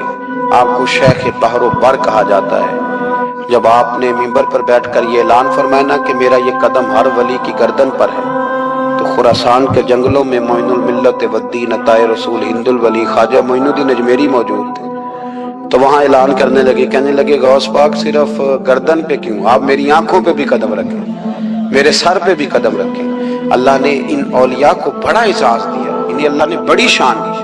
اپنی نسبت اللہ کے بندوں سے مضبوط رکھے. ضروری نہیں کہ آپ کسی جگہ مرید ہی ہوں گے تو آپ کی نسبت مضبوط ہوگی. آپ خواجہ معین الدین سے پیار کریں, آپ حضرت بہاؤالحق نقشبند بخاری سے پیار کریں, داتا علی اجویری سے پیار کریں, آپ غوث پاک جیلانی سے, آپ اللہ کے نیک بندوں سے محبت کریں, ان کا تذکرہ سنیں. اب تو پوری مہم چلی ہوئی ہے اللہ کے بندوں کے خلاف. لوگوں نے ایسا وار چلایا کہ بس جی کچھ بھی نہیں جی, آپ چھوڑیں, آپ ڈائریکٹ کتاب و سنت کو پڑھیں, کوئی بھی نہیں جی, کوئی ولی نہیں. تو پھر وہ جو اتنی آیتیں, وہ حدیثیں, وہ سارا کچھ, اس کا مطلب ہے امت میں ولی ہوتے ہی نہیں. تو الا ان اولیاء اللہ لا خوف علیہم ولا هم یحزنون کا کیا معنی ہے, اس کا کیا مطلب؟ آپ نے تو ملیا میٹ کر دیا سارا, پوری مہم چلی. اللہ کے بندوں سے پیار کریں. اور میرے نبی پاک صلی اللہ علیہ وسلم نے فرمایا جو جس سے پیار کرے گا قیامت کے دن اسی کے ساتھ اٹھایا جائے گا. اور حضرت ابو ذر غفاری نے عرض کیا تھا یا رسول اللہ اگر وہ ان جیسے عمل نہ بھی کرے تو فرمایا اللہ بڑا کریم ہے, ایمان کی سلامتی سے جائے اللہ ان کے ساتھ ہی کھڑا فرما دے گا. سیدنا غوث اعظم کی کرامات اتنی متواتر کے ساتھ ہے کہ ملا علی قاری فرماتے اتنی تو کرامتیں سنی نہیں جتنی غوث پاک کو اللہ نے عطا فرمائی. رب کریم نے انہیں درجہ دیا, وقار دیا, ان کی دعاؤں کو قبولیت دی, اللہ نے انہیں اعزاز کے ساتھ نوازا, اللہ نے ان پر فضل فرمایا. ایک تاجر تھا تو ملک شام جاتا تھا اکثر تجارت کرنے کے لیے, مال کما کے لاتا, غریبوں کی بھی مدد کرتا, مدارس کی, مساجد کی, سب جگہ جہاں دین کی ضرورت ہوتی پہنچتا. ایک بغداد میں اور درویش بھی گزرے جن کا نام شیخ حماد ہے, وہ بھی بڑے درویش تھے. وہ تاجر شیخ حماد کے پاس گیا, کہنے لگا میرے لیے دعا کر دے, میں جا رہا ہوں سفر کے لیے. تو انہوں نے کہا میں صبح بتاؤں گا. استخارہ کیا, صبح کہنے لگے نہ جانا, تیرا مال بھی لٹ جائے گا اور تو قتل بھی ہو جائے گا. وہ بڑا پریشان ہوا, حضور غوث پاک کے پاس گیا, کہنے لگا حضور وہاں بھی میں نے کہلا بھیج دیا ہے, سامان میرا پڑا ہے, جاؤں گا نہیں, پیمنٹ نہیں کروں گا, ملے گا نہیں تو خسارہ ہو جائے گا, مہربانی فرمائے. غوث پاک نے مراقبہ کیا اور میں تو جا اللہ خیر کرے گا, تو جا اللہ خیر کرے گا. مرید کا عمل کے یقین, پیر کا عمل کے یقین. چلے آپ فیصلہ کر لیں تو میں آگے بڑھتا ہوں. حضرت غوث اعظم رضی اللہ تعالیٰ عنہ نے مرید سے کہا تو جا اور اللہ خیر کرے گا. وہ گیا, کہتے میں نے پیمنٹ کی, مال لیا, واپس آیا, گھوڑوں کا سفر تھا, رستے میں رات کو ایک جگہ سویا, خواب دیکھتا ہوں. خواب میں ڈاکو آ گئے, انہوں نے پہلے مال لوٹا پھر مجھے قتل کیا, اور جب میرے گردن پر انہوں نے خنجر چلائی, خواب دیکھا تو میری فٹافٹ آنکھ کھل گئی, اور جب میری آنکھ کھلی تو میں اسی وقت ہی رخت سفر باندھا, سر پٹ گھوڑے دڑائے, کچھ رات کو کچھ دن کو, سویرے بغداد پہنچ گیا. کہتے خیال تھا کہ پہلے غوث پاک کے پاس جاؤں گا لیکن پہلے شیخ حماد سے ملاقات ہوگی. میرا چہرہ دیکھا, پریشان تو دیکھ کے مسکرائے, فرمانے لگے بھی تیرا پیر بڑا شاندار ہے, تیرا پیر بڑا شاندار ہے. وہ کام جو حقیقت میں ہونا تھا نا, حقیقت میں انہوں نے دعا کی ہے تو رب کریم نے اسے خواب بنا دیا ہے. ان کی دعا کی برکت سے اللہ نے اسے, اب میں بات مضبوط کرنا چاہتا ہوں تو میں ایک حدیث پاک بھی پڑھ دوں. لوگ کہیں گے جی مرنے والا بھی بڑھ جاتا ہے, عمر بھی بڑھ جاتی ہے. مشکات کی حدیث ہے, ترمذی میں بھی موجود ہے. نبی پاک صلی اللہ علیہ وسلم نے فرمایا اگر تم چاہتے ہو رزق بھی بڑھ جائے, عمر بھی لمبی ہو جائے, تو اپنے رشتہ داروں سے اچھا سلوک کرو. اس کا مطلب ہے کہ عمر بڑھ جاتی ہے, موت کچھ وقت کے لیے ٹل بھی جاتی ہے. حضور غوث پاک رضی اللہ تعالیٰ عنہ نے نبی پاک صلی اللہ علیہ وسلم کی اتباع میں وقت گزارا ہے. کچھ بندے اللہ کے بڑے خاص ہوتے ہیں. حضور غوث پاک رضی اللہ تعالیٰ عنہ کو اللہ نے اعزاز عطا فرمایا, شان عطا فرمائی کہ غوث اعظم درمیان اولیاء جو محمد درمیان انبیاء. اس طرح نبیوں میں رسول کریم کا مقام ہے نا, اس طرح ولیوں میں غوث پاک جیلانی کا مقام ہے. حضور غوث پاک رضی اللہ تعالیٰ عنہ کو اللہ نے کئی اعزازات دیے. سب سے بڑی بات یہ کہ اللہ نے انہیں کرامات عطا کی. کرامت دین کا پورا ایک حصہ ہے.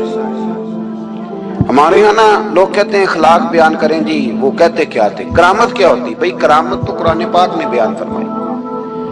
آصف بن برخیا جناب بلقیس کا, ملکہ بلقیس کا تخت لائے تھے. یہ اللہ نے کیوں آیت نازل کی قرآن پاک میں؟ وہ قصہ کہانی ہے. وہ جی تخت لائیں، یہ کیوں بیان کی؟ اور تخت آیا کس طرح آیا؟ انہوں نے کہا کہ آنکھ جھپکنے سے پہلے آ جائے گا. پھر آیا کہ نہیں آیا؟ ان سے پوچھا یہ کیسے آیا؟ کہنے لگے ھذا من فضل ربی. او سنگیو، صرف حضرت سلیمان علیہ السلام کا امتی تخت لا سکتا ہے، نبی پاک کا غلام نہیں لا سکتا؟ یار آپ نے کرامت کا انکار کر کے اپنے آپ کو کمزور کر لیا. اور نہیں جی نہیں، یہ کیسے ہو؟ کیا مطلب ہے اس کا؟ آپ سورہ نمل روز پڑھیں اور جناب سلیمان علیہ السلام کے امتی کی شان بیان کریں کہ وہ آنکھ جھپکنے سے پہلے 80 گز اونچا، 80 گز چوڑا، 80 من وزنی تخت آنکھ جھپکنے سے پہلے لے آئے. کسی بندے کا ایمان خراب نہیں ہوتا. اور میرے غوث پاک جیلانی، یہ وہ بندے ہیں جن کے بارے میں نبی پاک نے فرمایا کہ میری امت کے علماء بنی اسرائیل کے نبیوں کی طرح ہیں، امتیوں کی طرح نہیں. کن کی طرح؟ نبیوں کی طرح، نبیوں کی طرح. حضرت غوث پاک رضی اللہ تعالیٰ عنہ ہم کو ملنگ لوگ نہیں ہیں الحمدللہ تعالی. ہم تو غوث پاک کی کرامت بھی مانتے ہیں، پر قرآن و سنت کی اینک لگا کے مانتے ہیں. یہ میری بات سمجھ لیں. حضرت غوث پاک رضی اللہ تعالیٰ عنہ طالب علموں کو سبق پڑھا رہے تھے، تو سبق پڑھاتے پڑھاتے نا ہاتھ آگے بڑھایا، تو اچانک ہاتھ واپس آیا تو گیلا ہو گیا تھا سارا. تو شاگرد بھی بڑے سیانے ہوتے ہیں، انہوں نے سبق چھوڑ دیا، استاد جی کے گیلے بازو کو دیکھنا شروع کیا. حضور یہ کیا ہے؟ تو غوث پاک بھی غوث پاک تھے. ہر بندے کا ہاضمہ اتنا اچھا نہیں ہوتا کہ اس کو ہر بات ہضم ہو جائے. کئیوں کو بد ہضمی بھی بڑی سخت ہوتی ہے، کھٹے کھٹے ڈکار آتے ہیں بات سن کے، کانوں سے دھواں بھی نکلتا ہے کئی دفعہ. تو انہوں نے پوچھ لیا فٹافٹ کہ حضور یہ کیا ہوا؟ تو غوث پاک کو پتا تھا کہ سب کا ہاضمہ ٹھیک ہے. میاں صاحب نے بھی کہا تھا خاصاں دی گلاما کے نہیں مناسب کرنی. اگلا شعر میں